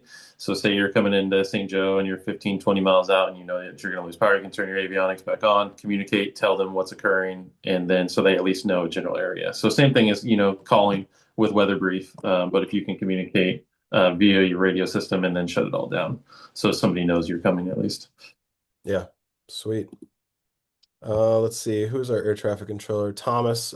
Thomas, I'm curious, have you ever received any forwarded calls from 1-800 Weather Brief or helped any pilots on an emergency or anything like that? So yeah, I've definitely had some uh, 7600 instances because our airspace goes all the way out to Albany to the northeast, goes out to Falls City to the northwest, and then we clip MCI's airspace. And usually, what happens is center will tell us, or ACC will tell us, hey, this aircraft is having issues with X, Y, or Z. And then we just take that information and pass it over the tower. And then whenever we get a chance, we'll either tell them, just switch them over to the tower once they're uh, 10 miles, whatever, or we'll have them and then we'll switch them to tower if we can. Otherwise, no, we just work them like any other aircraft. Okay, gotcha. Thomas, while I got you, I don't want to put you on the spot since you didn't put your camera on, but show of hands or in the text, is anyone nervous to talk to air traffic control? Because I know my first probably 20 hours, I learned at an untowered field, and I was so nervous to talk to air traffic control. Um, and it took a while to figure out, hey, Thomas is just a human being on the other side. So Thomas, are you scary? I know you don't have your camera on, but are you a scary person? No. Here, I guess I can turn it on. All right. Yeah, there we go. Sweet stash. Nice. Thanks. Yeah, no. When I first started flying, I started my private pilot journey back in 2020, maybe 2021, because of the military had to stop. But I started up again and then chose the air traffic control route. And I also used to be terrified of talking to air traffic control, and then I became an air traffic controller, and it's super easy. I mean, everybody just loves flying. Everybody who's an ATC just likes flying. Either want to be flyers or are flyers, and honestly, everybody just wants a safe travel. So if you call up, they're just humans on the other side. They just have some tech to keep you separated. Yeah. Now, there is a document that pilots and controllers came up collectively together and made, and it's called the Pilot Controller Glossary. And in that, it talks about all the different words that you and I can use to be very concise, Wilco, Roger, all that kind of stuff. If you have oh, you have one? So if you have trouble sleeping, anybody, It's close, but it's it's pretty dry. However, if you want to sharpen your verbal skills with how many pages is it? A lot of pages. But anyways, if you hear something, the easy way to, control F and look it up, a beam, yeah, you've got all these things on here. You want to be as concise as possible, but I think what Thomas is trying to say is the first time you call up on the radio, if you can't think of the concise words to say, then, just kind of use plain language. But in general, assume Thomas is kind of paying attention in the tower. So you're going to want to get his attention by saying, St. Joe Tower, Cessna 123, I'm at express flight with Alpha, I'm ready to taxi. So who you're talking to, who you are, where you are, maybe with ATIS if you're calling for the first time, and then what you want to do because they're not mind readers. You know what you want to do, probably, but they don't know what you want to do. So maybe you want to stay in the pattern, maybe you want to exit to the west, maybe you want something special. Maybe you want something like, hey, the winds are calm. I want to take off to the north and immediately do an emergency practice landing and teardrop back to the south. they would probably want a heads up before you do that so that they can kind of clear the area. So Yeah, just kind of put yourself. the best thing you can do is tell ATC the whole picture. Everything you want to do, let them know. Otherwise, if you give them, a couple of minutes to react, it's super annoying. And a lot of air traffic controllers will start to provide you less of a service, especially if you're VFR. There's something called radar service terminated, frequency change approved, squawk maintain VFR. That's an air traffic controller's favorite line for your VFR folk, because a lot of VFR pilots don't tell the controllers everything and then become a problem. So if you just say, hey, this is what I want to do, like after you become radar identified and you got a squawk, um, then you can say, hey, this is what I'm looking to do. And they'll be like, great, you just keep doing what you're doing and I'll keep them separated. Otherwise, if you just start doing whatever you want to do, we're just going to terminate your radar services and you're going to leave our airspace. Yeah. And if you can kind of give them a heads up, a perfect example is if you are planning on being in the pattern for 45 minutes doing a bunch of takeoff and landing practice, well, don't tell them, yeah, I would like a closed pattern. And then, oh, I'd like closed pattern. Just say, hey, we'd like to be in the pattern for about 45 minutes. And then they know, hey, they're going to be here for a while. Okay, they're kind of checking their watch. Oh, we have two jets that are inbound. Hey, extend your downwind a little bit. And then they can kind of better sequence you. So help them help you kind of thing. Yep, Nick said, talking to ATC was my biggest fear. Seriously, I don't know what it is about air traffic controllers.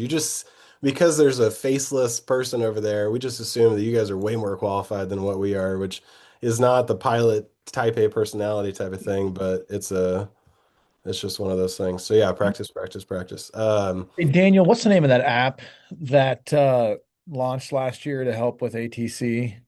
That What Ed said in the chat, it's the ARSM app. Oh, perfect. I just thought, thank you. And then live ATC. If you ever think St. Joe is busy, listen to the let's see, O'Hare, so ORD departure control or something like that. It is pretty wild.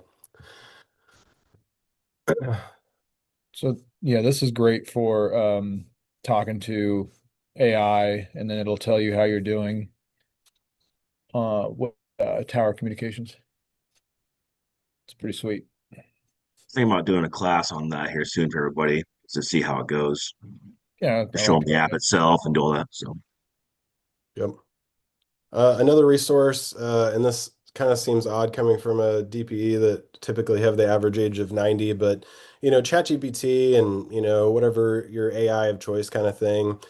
If you're not using that type of stuff, uh, be cautious with it a little bit, but if you are using it, just make sure you're prompting it correctly. So you can say, hey, my name is Thomas. I'm already a certified air traffic controller. I'm working on my private pilot certificate. Did you say your written was done already?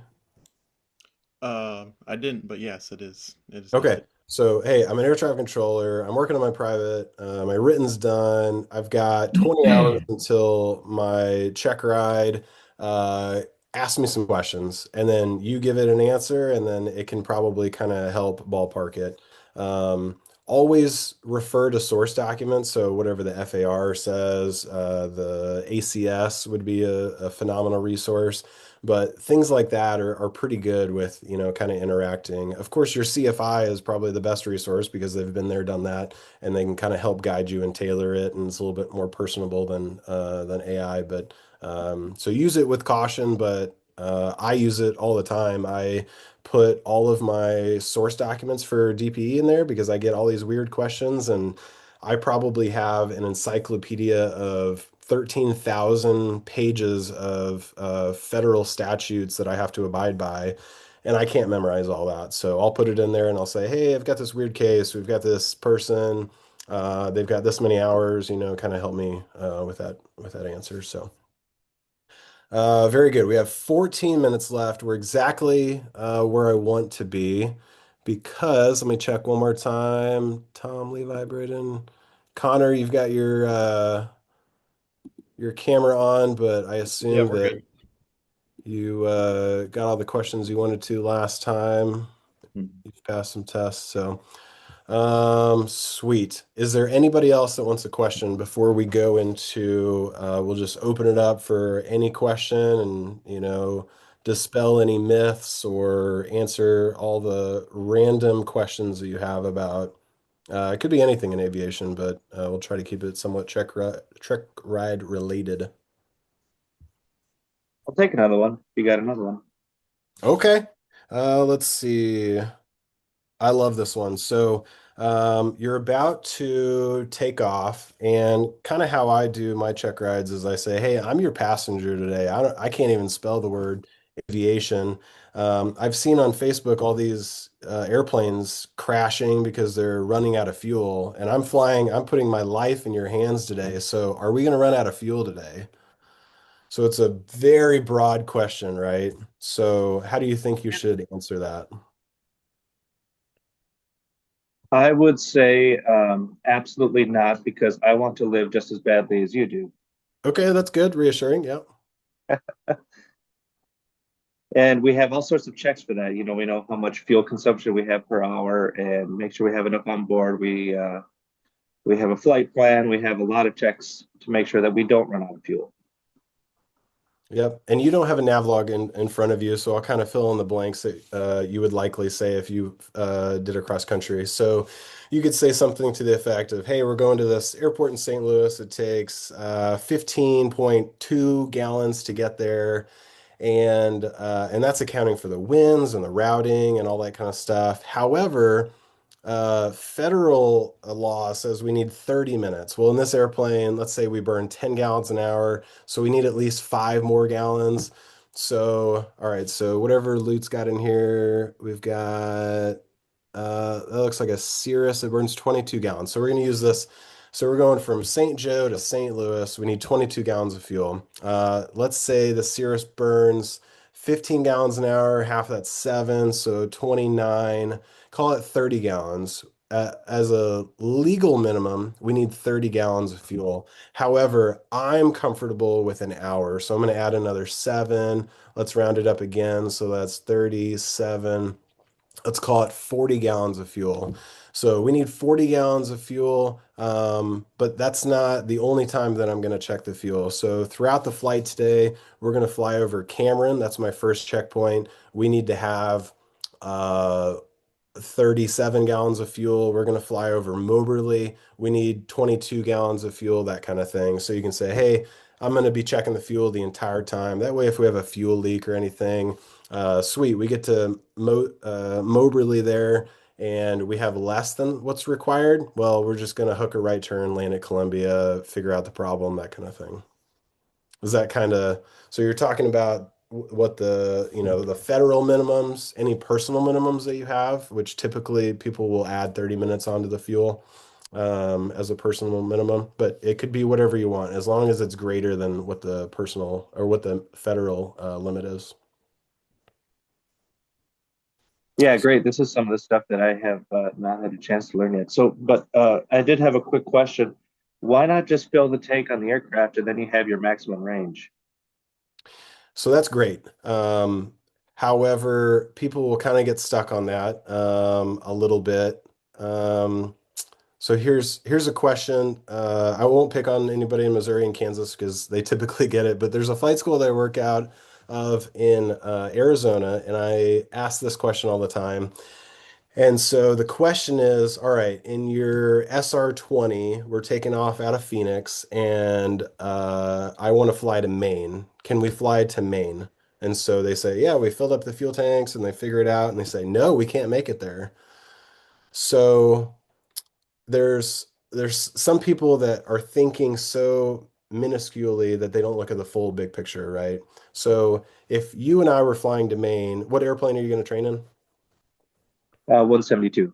Okay, so you're flying in 172, you get a 46-gallon fuel tank, and you can fly for X number of hours. But we're trying to get to Maine. So how do you get to Maine from Missouri?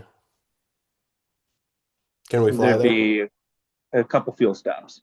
Couple fuel stops, right? So your answer could be, yeah, we've fueled up to tabs today, or we've filled up completely. That is 46 gallons of fuel. Let's say we got 48 gallons of fuel, 46 usable. It burns 10 gallons an hour, so we can fly 4.6 hours. So we have more than enough fuel for today. That would be something as well that you could say. But you'd want to figure out your waypoints. You'd want to figure out your estimated fuel based on your actual fuel load so that you can check for fuel leakage. Does that answer your question? So if you're taking out Yeah. of St. Joe with max tanks, when you cross Cameron, you want to know how much fuel you should have based on your fuel burn. So if it takes 15 minutes to fly to Cameron, you should have about 44 gallons, something like that. Does that kind of make sense? Like you would do this in the fuel log, in the nav log. Yeah, I was thinking more along the lines of when you first asked the question, I was just assuming that the aircraft would be full of fuel. You would just fill it to the top, even though it's a short flight. So let's say we were just flying over to Colombia. We probably don't need much fuel to get there. We can calculate our range with the fuel we have on board or how much we'll need. That's definitely should be done. But why not just fill the tank? You could certainly fill the tank. Different flight schools do different things. Some go to tabs Okay. as a standard because they're typically shorter flights. For your check ride, a couple things on fuel. My LSA, my sport folks, and my 150 folks, you know that this is important. So you have to ensure that you're not breaking any laws on your check ride. And that seems obvious, but if you're used to only going to tabs and then you fill up the tanks for your simulated cross country and you're overweight by 5 pounds, you can't take that flight. Does that make Oh, sense? that makes sense. Yeah. So a typical check Okay. ride is under 2 hours of flying. Your cross country scenario may or may not be 2 hours perfectly. The cross country scenario that you're going to plan is more for conversation's sake and for you to build a nav log to get to a place. Okay. Yep. Yeah. Thank you. Yeah, your CFI, you're kind of early, you're going to get there, but your CFI will help you kind of figure that check ride thing out of, okay, you need a full nav log for getting there. There's 0% chance that you're going to whatever that place is. You're probably going to go to a couple waypoints, and then you're going to do basic instrument maneuvers, stalls, falls, emergency, takeoff and landings, all that kind of stuff. Say weight and balance is very critical because you have four people in the Cessna 172 with full tanks. It's not going to work. Overweight, things like that. Yep. Yeah, so you've got to check all that good stuff. Excellent. Sweet. All right, we got a couple questions here. Okay, Ed, yep, love it. Answered that. I don't know anything about this cheese pilot, Nick. 40 hours of his mock check ride. That seems good. Nick, can you throw the link to that? We could check it out. I don't Hey know. Mark, yeah, I'll put it in here, but he's basically just a guy that you can actually pay him to do check rides, mock check rides. So I don't see any sense in doing that just because there are so many he's got that you can pick from. But yeah, basically what I would do is I just watch it before bed when I was getting up, cooking dinner, mowing the lawn, whatever. Just throw some AirPods in, put it on 1.5, 1.25 speed, whatever you feel comfortable listening on. Um, but just the constant repetition of the questions he's asking are the same types of questions that you asked during the check rides as well. Um, he's really good. Like I said, got a lot of airplanes, a lot of different things as well. He does IFR check ride type stuff as well. So definitely check it out. It was very helpful. I concur. I also used Cheese Pilot. He did good. Sweet. I know that there are some FAA videos from the 1980s out there. I would not recommend those videos. Cheese Pilot, love it. Is he from Wisconsin or something? Is that Yeah, he okay? is. Playing He's kind of Airbus pilot, CFI base Wisconsin. Okay, love it. Yeah, I'll probably check it out. His content's amazing. Okay, yeah, that sounds good. I would say, um, on the surface, I agree with it. Listening to that kind of stuff, so just hearing, all right, here's the question, here's the answer. I think that's good. I think another resource that people don't use is everyone's got a phone. Just record yourself use ChatGPT to generate 10 questions, and then you read those out loud and then play that back and listen to yourself. I know it's weird listening to your own voice, but hearing how you answer it, how like the words that are actually coming out of your mouth is, more important than what you're hearing and trying to repeat, because then you can really tighten it up. So definitely recommend that. All right, again, we're 3 minutes from the scheduled end. I'll stay as long as we have questions. Let me see if we got anybody else that has popped up on the screen here. Good, good, good.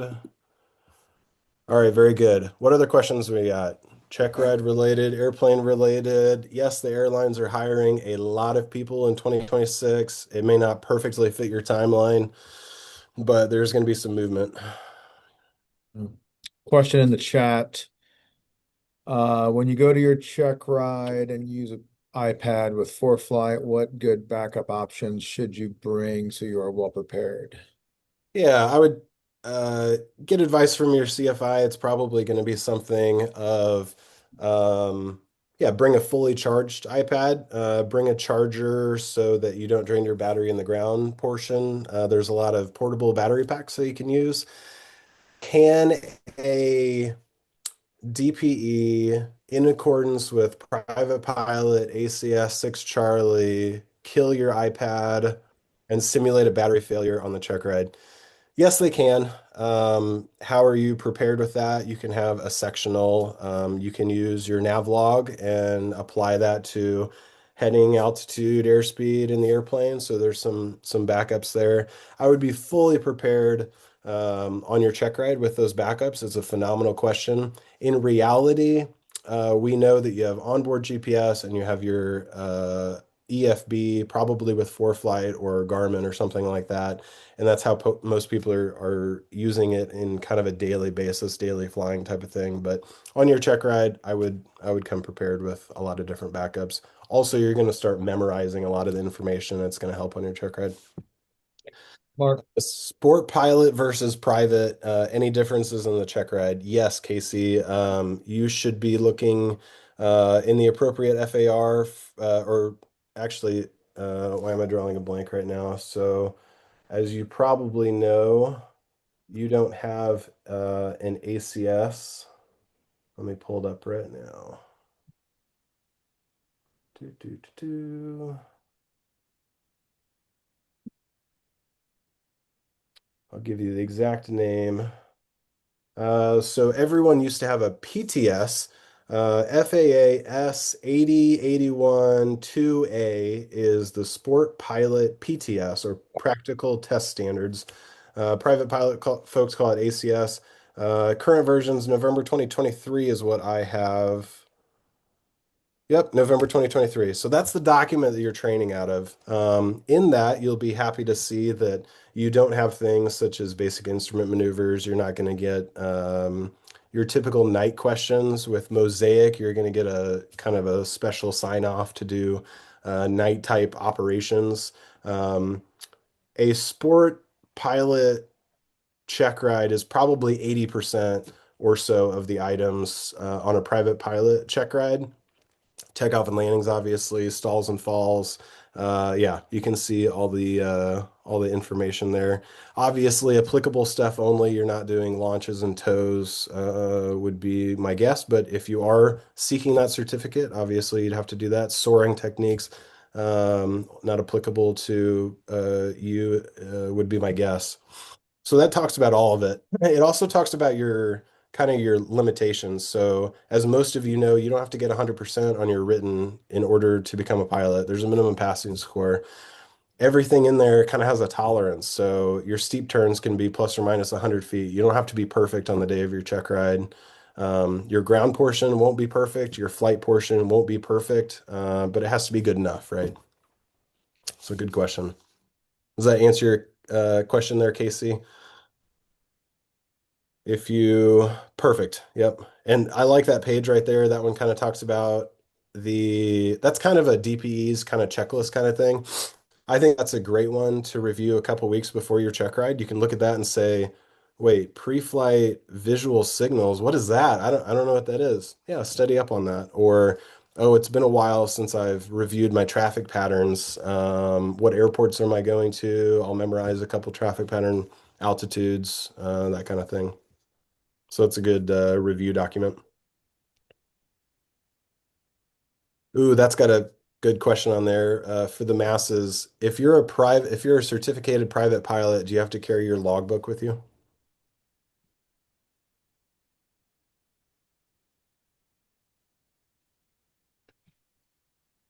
Anybody? I guess is no, but I actually don't know the answer to that one. Yeah, it's kind of a weird gray area. Things you have to carry are your private pilot certificate, your medical, and a government issued ID. The logbook is a good thing to carry, especially if you're carrying passengers, because you're proving that you have a current flight review. You have your passenger or person now requirements. Yeah.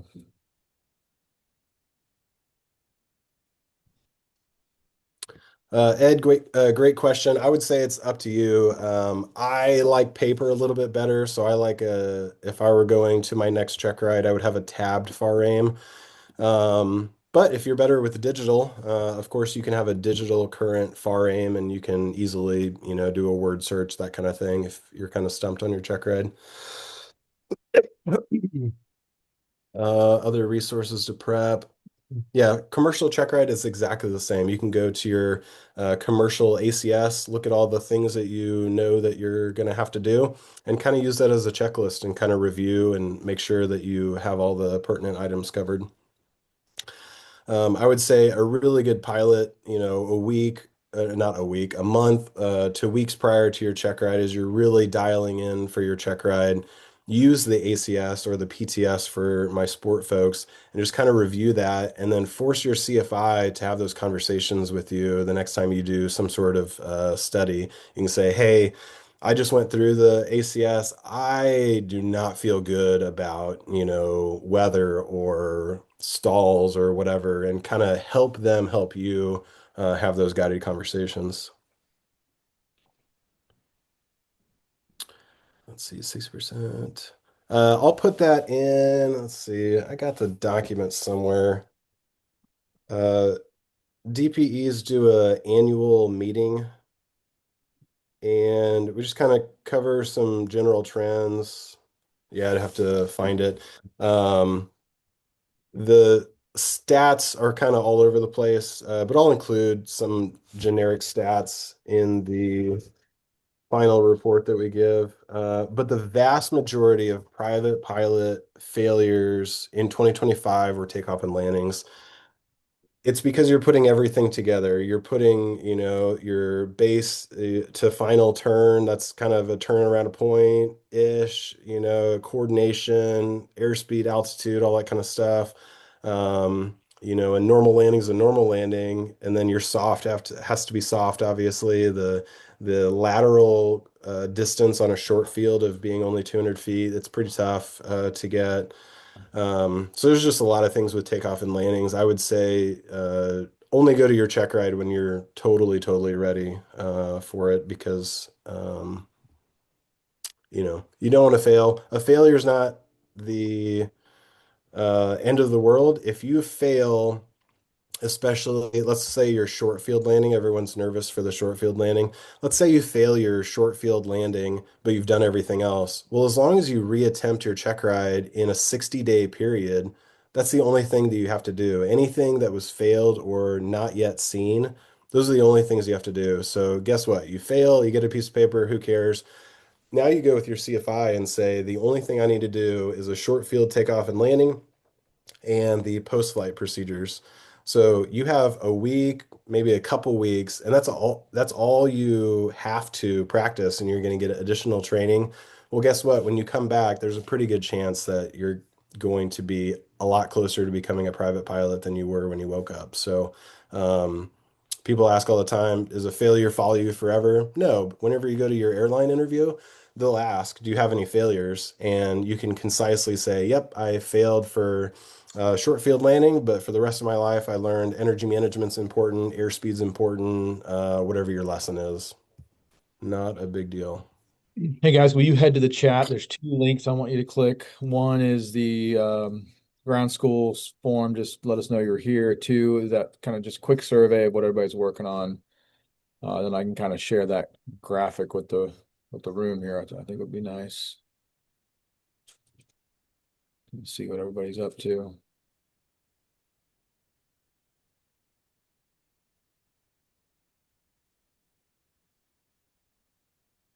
Don't want to overload you guys with stuff, but as we're coming to a close here, I threw my website in there. Again, it's got check ride advice, and there's a couple of you that are just getting started. I wrote a couple articles of, how do I become a pilot and what are the resources and all that kind of stuff. So recommend that, and then I've got my cell phone number on there if you guys have any questions or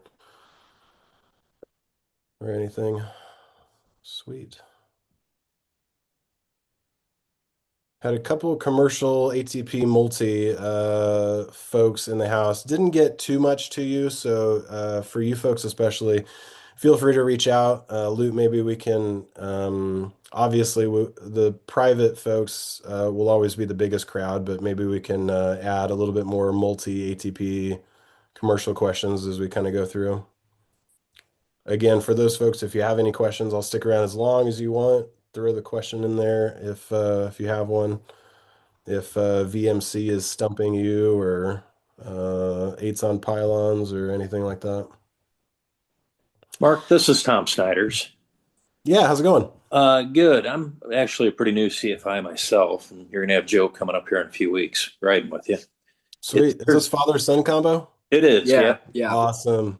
Is there anything consistent that you've seen with people coming in for check rides in the last 6 months or a couple of years or however long? Is there anything the common failure where people are coming up short either on book knowledge or in flight maneuvers? Yeah, let me pull up my thing.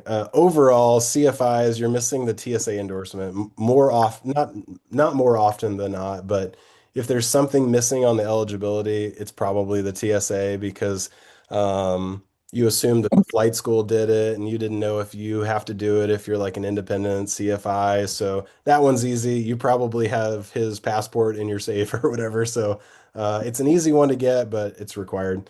Okay. Let me see. Documents.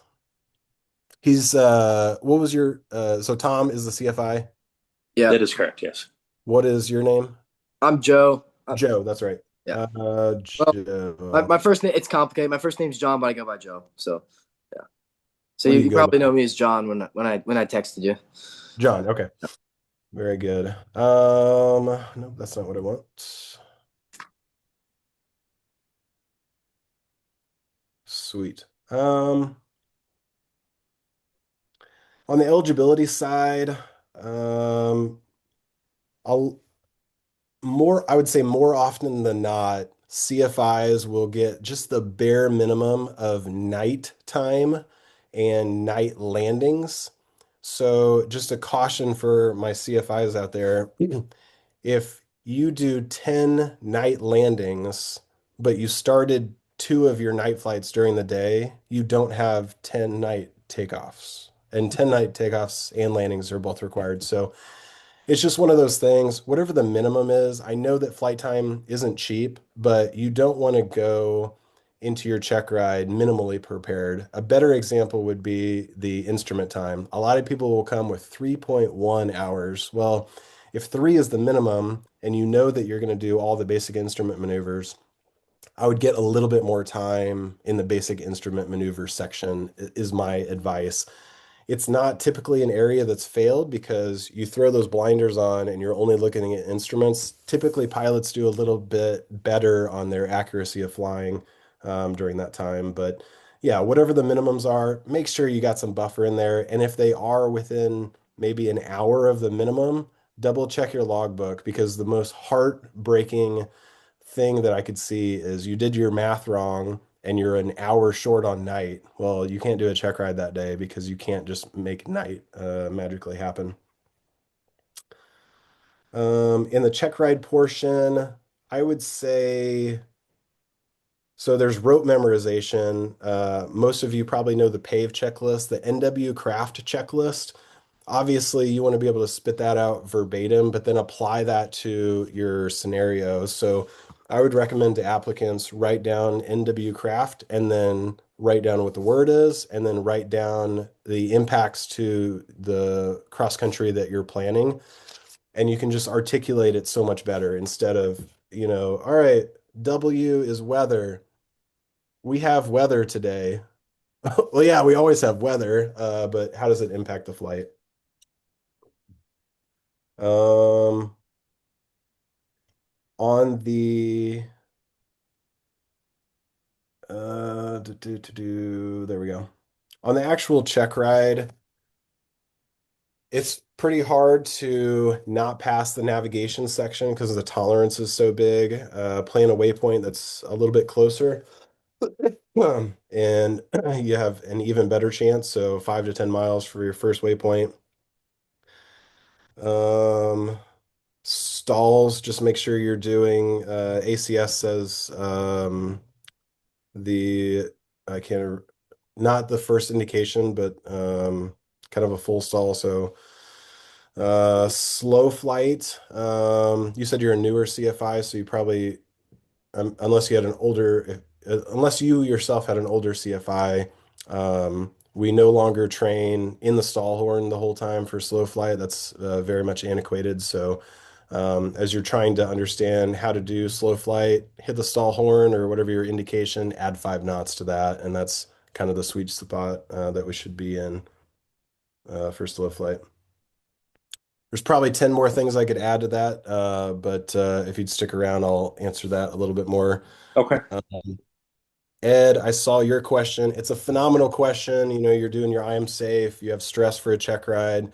My job as a DPE is not to increase that stress anymore. It's already kind of a stressful environment. How you can do it is over preparing. So if you just have that confidence that you know that you're ready, your knowledge, skills, and abilities are up to par, then you're going to have reduced anxiety from that.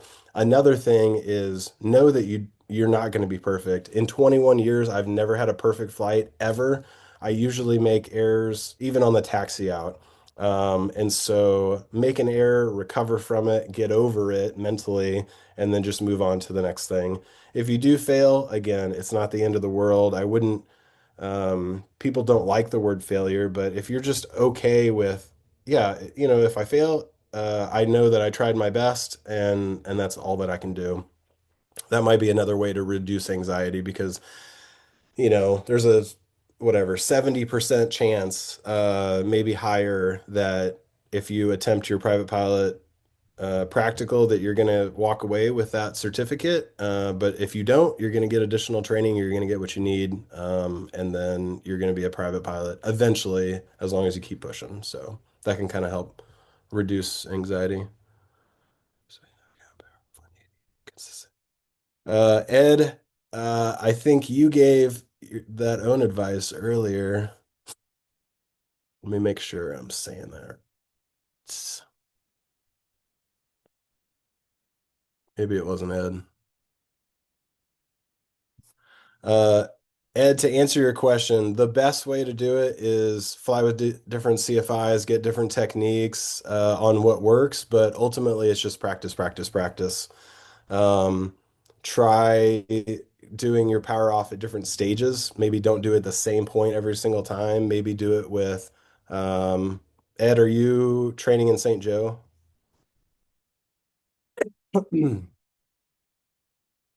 Or what airport are you training at? OJC?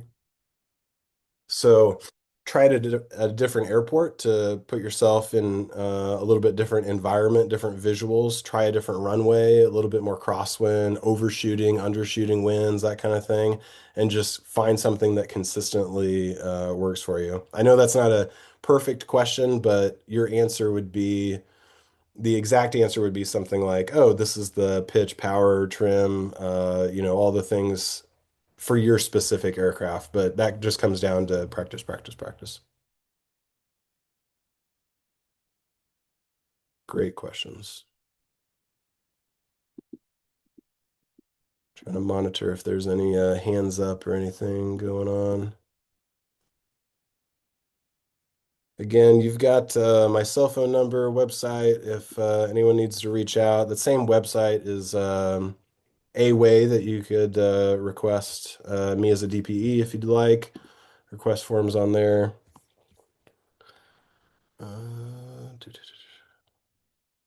Ed, I think Lute had to walk away for a second, but yeah, that's something that we could maybe think about doing. Make a group chat or something. That way we've got um, voluntary, obviously. I know some people aren't a huge fan of the group chat thing, but we could certainly, discuss different opinions and options and stuff like that. Mutual support, as you said. We'll make a note of that. I could make some, yeah, Facebook one. Yeah, let's see. This is obviously sponsored by FlyTech. We've got the Facebook page for the instructors, students, that kind of thing. That could be a really good place to kind of capture some of the questions, and then you can search for that. Yep, love it.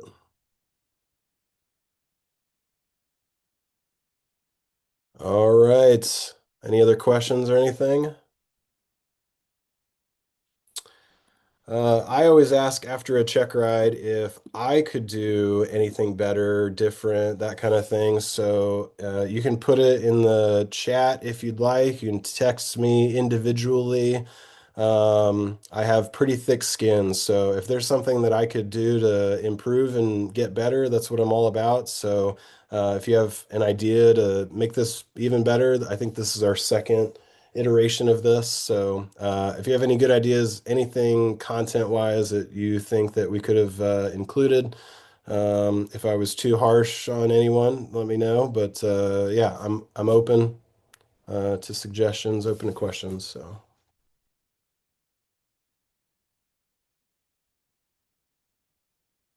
I'd say if you're not following our Facebook page, go ahead and then I think Facebook allows like a subgroup. I'll try to put one together and then you guys can join it. And then anybody working on check ride stuff can be in there sharing best practices.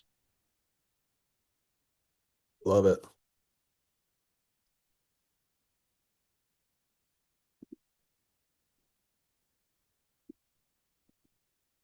Yeah, Mark, I just want to say thank you again. Just the fact that, you help us out at FlyTech doing this and you have a whole bunch of students here, and then, Kelby's going to go take his check ride with you in, a week and a half, 2 weeks. So you're just helping prepare him, making me look good for my record as well. Yes. So Yeah. thank There you go. Nice. And then I know this is a little bit past the third Saturday, but generally speaking, the third Saturday of every month is going to be 8:15 to 10. We're going to have some sort of ground school. And if the weather's junk, we'll just keep doing this. And then when the weather's nicer, we'll do it on site and then we'll drag the grill out afterwards. And it's a good chance to hang out and best practices, get to know each other. So, plan to just put that in your calendar the rest of the year and make them as often as you can. And you'll get other CFIs and Mark and other people there kind of giving you great advice, outside of these sessions, and you'll get to know people. So highly recommend uh, involving yourself in kind of the social aspect of getting to know people. Do we have an air show this year? We don't have a formal large one. We will have the Warbird fly-in. We will have the Stoll competition. And then the women's race across the country is stopping in as well. So I'd say 3 aeronautical events. None of them are going to be a big air show. Well, it's just not more opportunities to get together. Yeah, the Stoll thing's gonna be awesome. If you guys missed that last year, that was the first year. That'll all be on the socials here in the next, I don't know, 30 or 40 days on exact dates.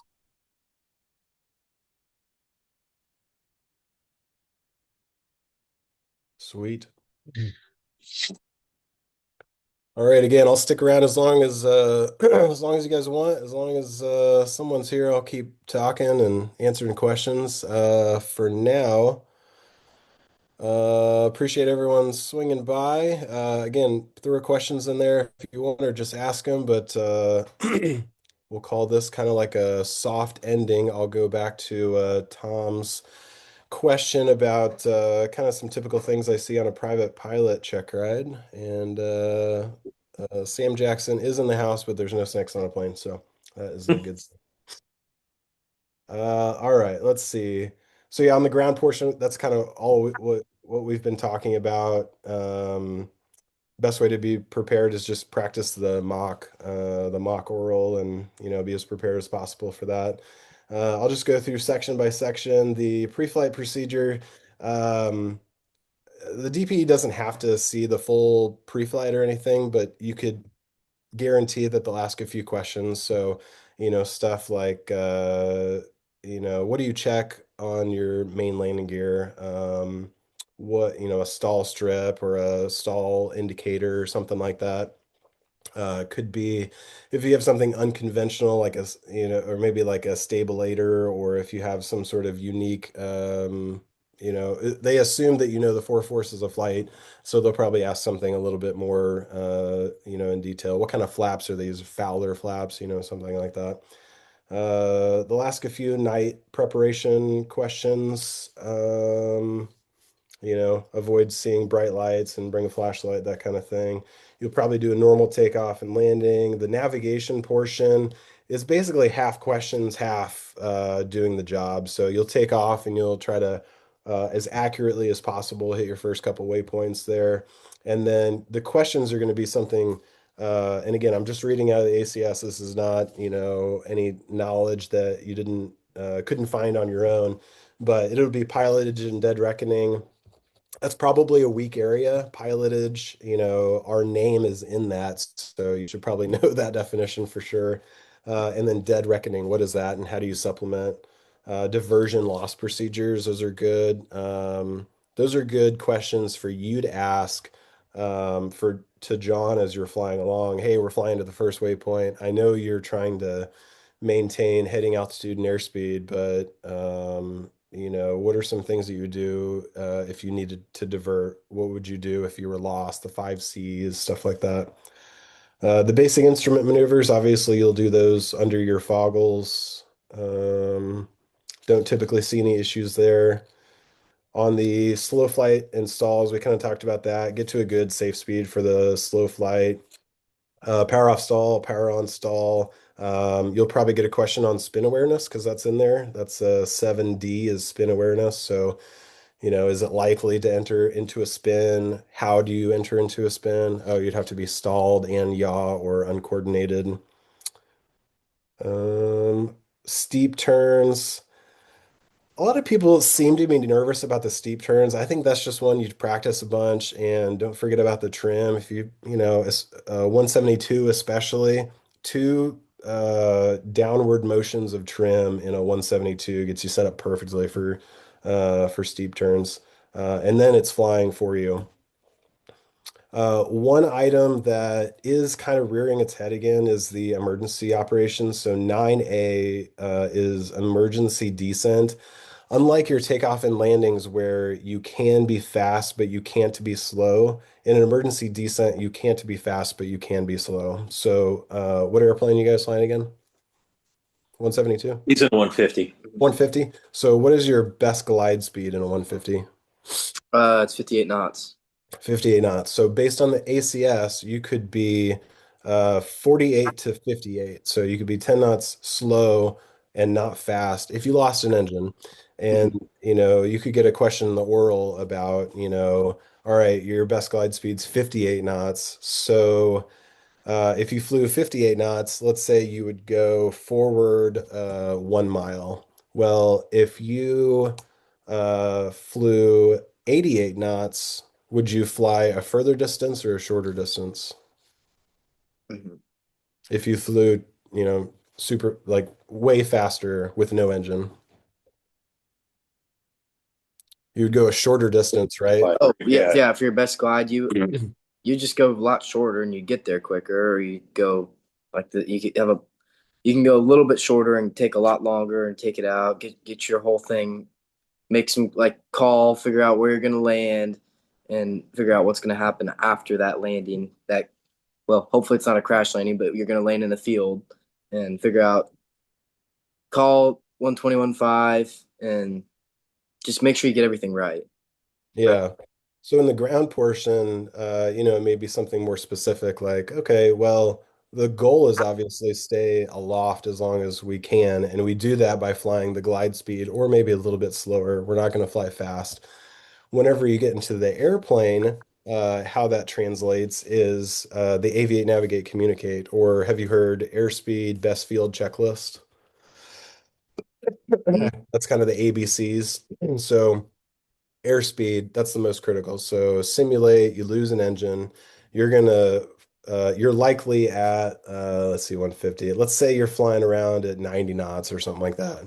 Mm-hmm. Well, if you lose an engine and you're at 90 knots, what are you going to do with the nose of the airplane? Up, down, or keep it level? I would keep it level till I'm at, but actually, Yeah, I would actually climb. there you I would actually go. climb. Yeah. General climb. So you have kinetic energy and you have potential energy, if you remember from school, right? Well, your potential energy is altitude, your kinetic energy is airspeed. So I would do the same exact thing. Under 99% of the circumstances, we cruise around at a speed that is higher than what our glide speed is. So if I lost my engine, I would say, oh, shoot, bring my nose up a little bit, don't lose it with G Mm-hmm. forces, but yeah, I'd slowly bring my nose up, sweet, grab 100 feet, 200 feet, and then I would trim it out immediately Yeah. until I'm hands off. All right, it's flying itself. That's A. So that's a long conversation for A, airspeed. B is best field. This, I don't discount anyone during the test as far as what they answer, but the big question in Missouri and Kansas would be, do you land in a field or do you land in on a road? What would So what I would do is we live out, we farm, and I'm up in back roads all the time.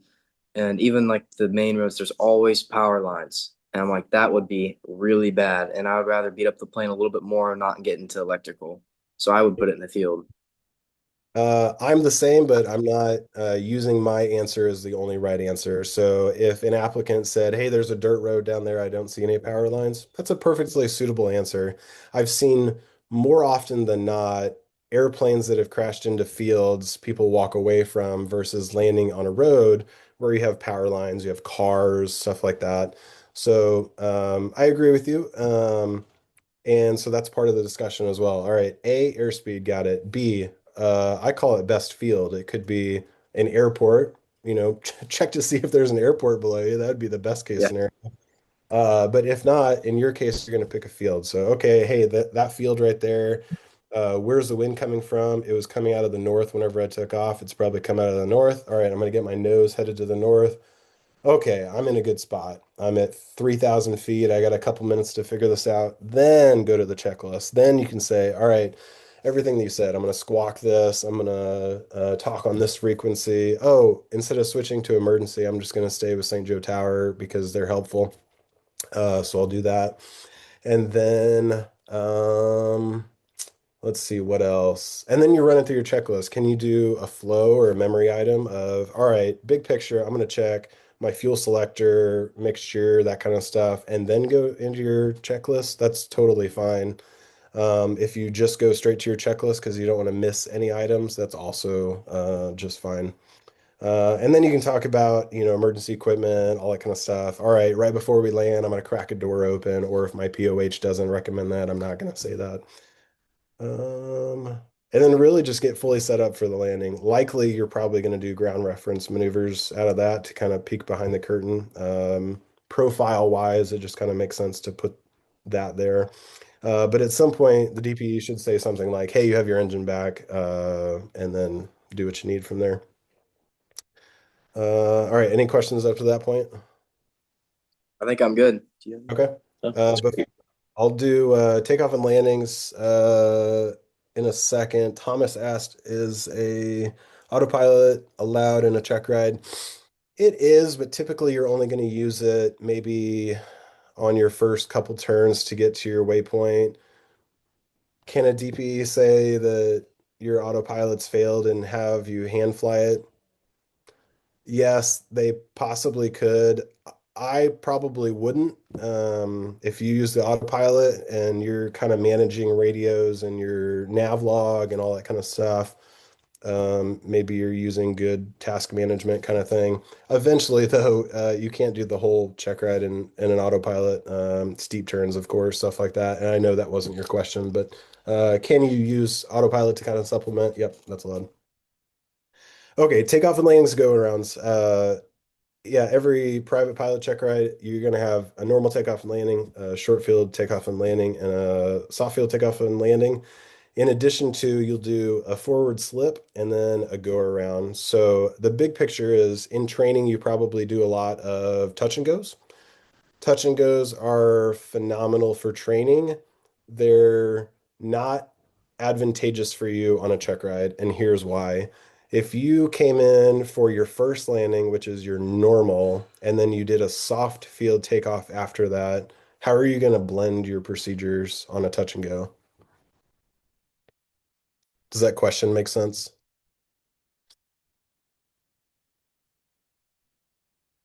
Better question. Let's say you were coming in for a soft field landing and your next takeoff is a short field takeoff. How do you kind of blend those procedure? You're still on mute. I don't know if you're. Sorry. Oh, you're good. You're good. So soft field, he's asking soft Yeah. field blended into a short field. Yeah, How do you do it? Can't. It's awkward, right? So you're coming in and you're trying to do a soft landing with your nose up, your yoke back, not touching the brakes, but then you have to do this, come to a stop, that kind of thing. Yeah.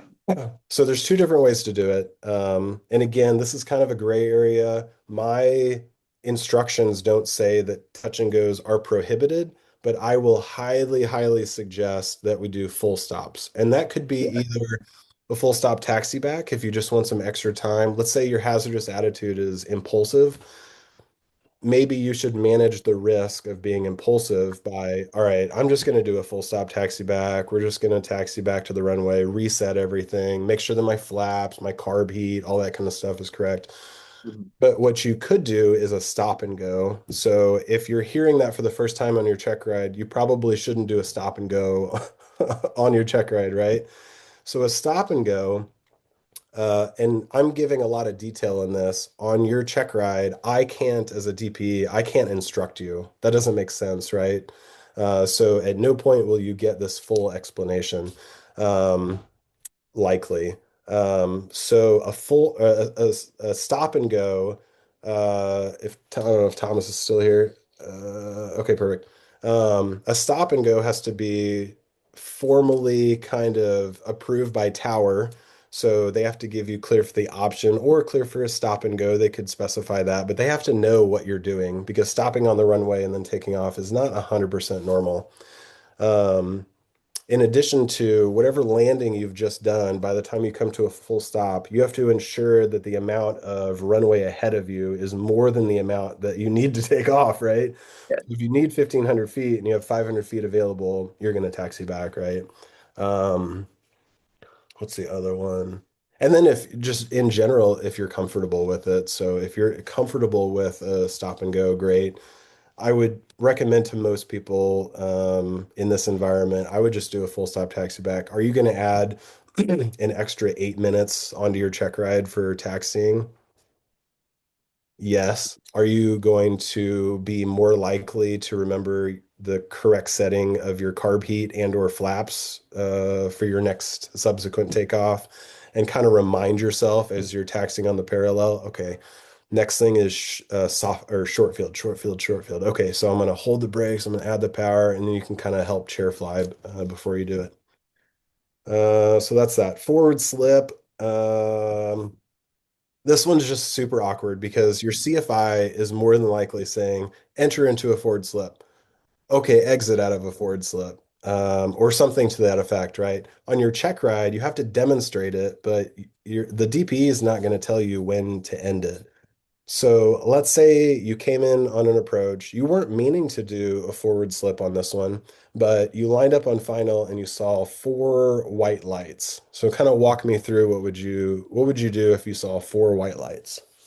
You just start your slip, and then once you get down to the glide slope, and you got your two white, two red, then you can straighten up your slip and just go and continue on short final. Yeah, so I would say as you're kind of working on that sight picture, if I saw four white, the first thing I would do is go to idle to make Mhm. sure that I'm doing the procedure correct, because I have seen it a few times where people think that mentality and they rush into a slip, but they have half power in, and now it's kind of like this, it's not a complete maneuver. So I Mhm. would go to idle first and I would see, is my descent rate helping at all? No, I still see four white. I'm going to enter into a forward slip. So you do the forward slip, know where the winds are coming from. That kind of helps with your lateral. And then from there, you can think even one step ahead. So your goal is to get two white, two red, right? Yeah. Whether it be a Vazzy or a Pappy, you want it Mhm. two red, two white. So it takes a little bit to get out of a slip, right? It takes a little bit of time. So when you see one red, you could probably start slowly getting out of the slip. And by the time you've done that, You should. Yeah. you're probably about two white, two red. So that's kind of a pro level technique, Mhm. but it works out pretty well because what you don't want is four white, forward slip. You hold it till you get like three red and you don't notice it, and then you're out. And now you have four red. Now Now you you go like give full power power. Yeah. and then get back up, and it's just kind of this awkward thing. So nice, nice, slow, methodical movements. And then I always recommend, I don't have it's out in the garage, but I have like a piece of paper that has a lot of good information, tomato flames, the light gun signals. Some knee boards have that information on it, but you're probably going to get a light gun signal question like, hey, let's say you haven't heard anything on the radio for a while and you get a steady green. What are you going to do about it? If you have to if you have to crack open a FAR aim or you have to dig in a big PDF document, it's kind of awkward. So try to memorize those if you can, but if not, just have some sort of ready, available document or knee board or something that kind of has the light gun signals. Um, it's just good advice in general.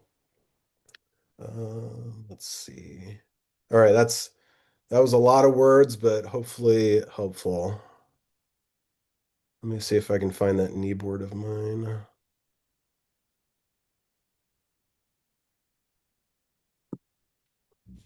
Okay. Ooh, illegal. I like this question. Let's see here.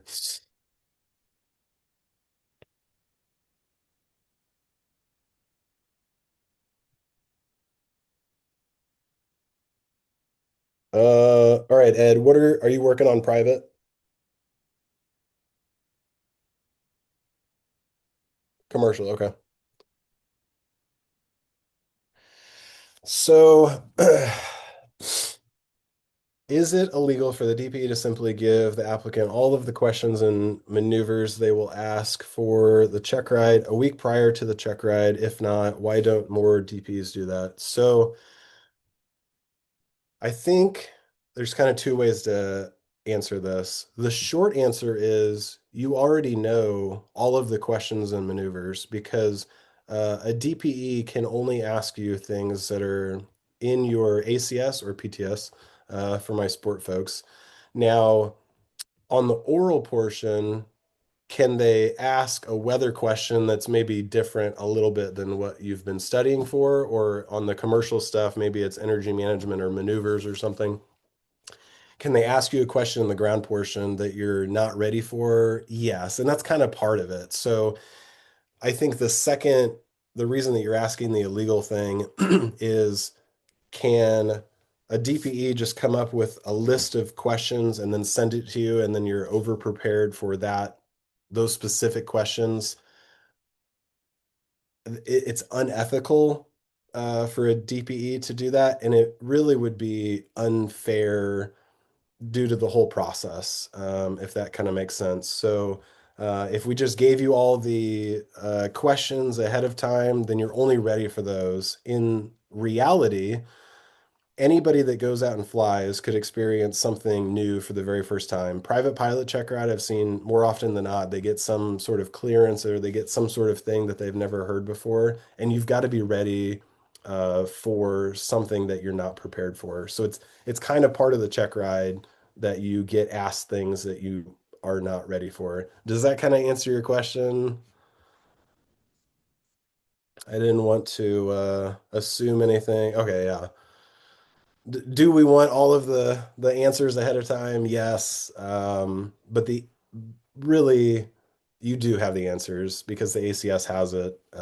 It's just a little bit more vague than I think than what you're asking there. Phenomenal questions. Anything else?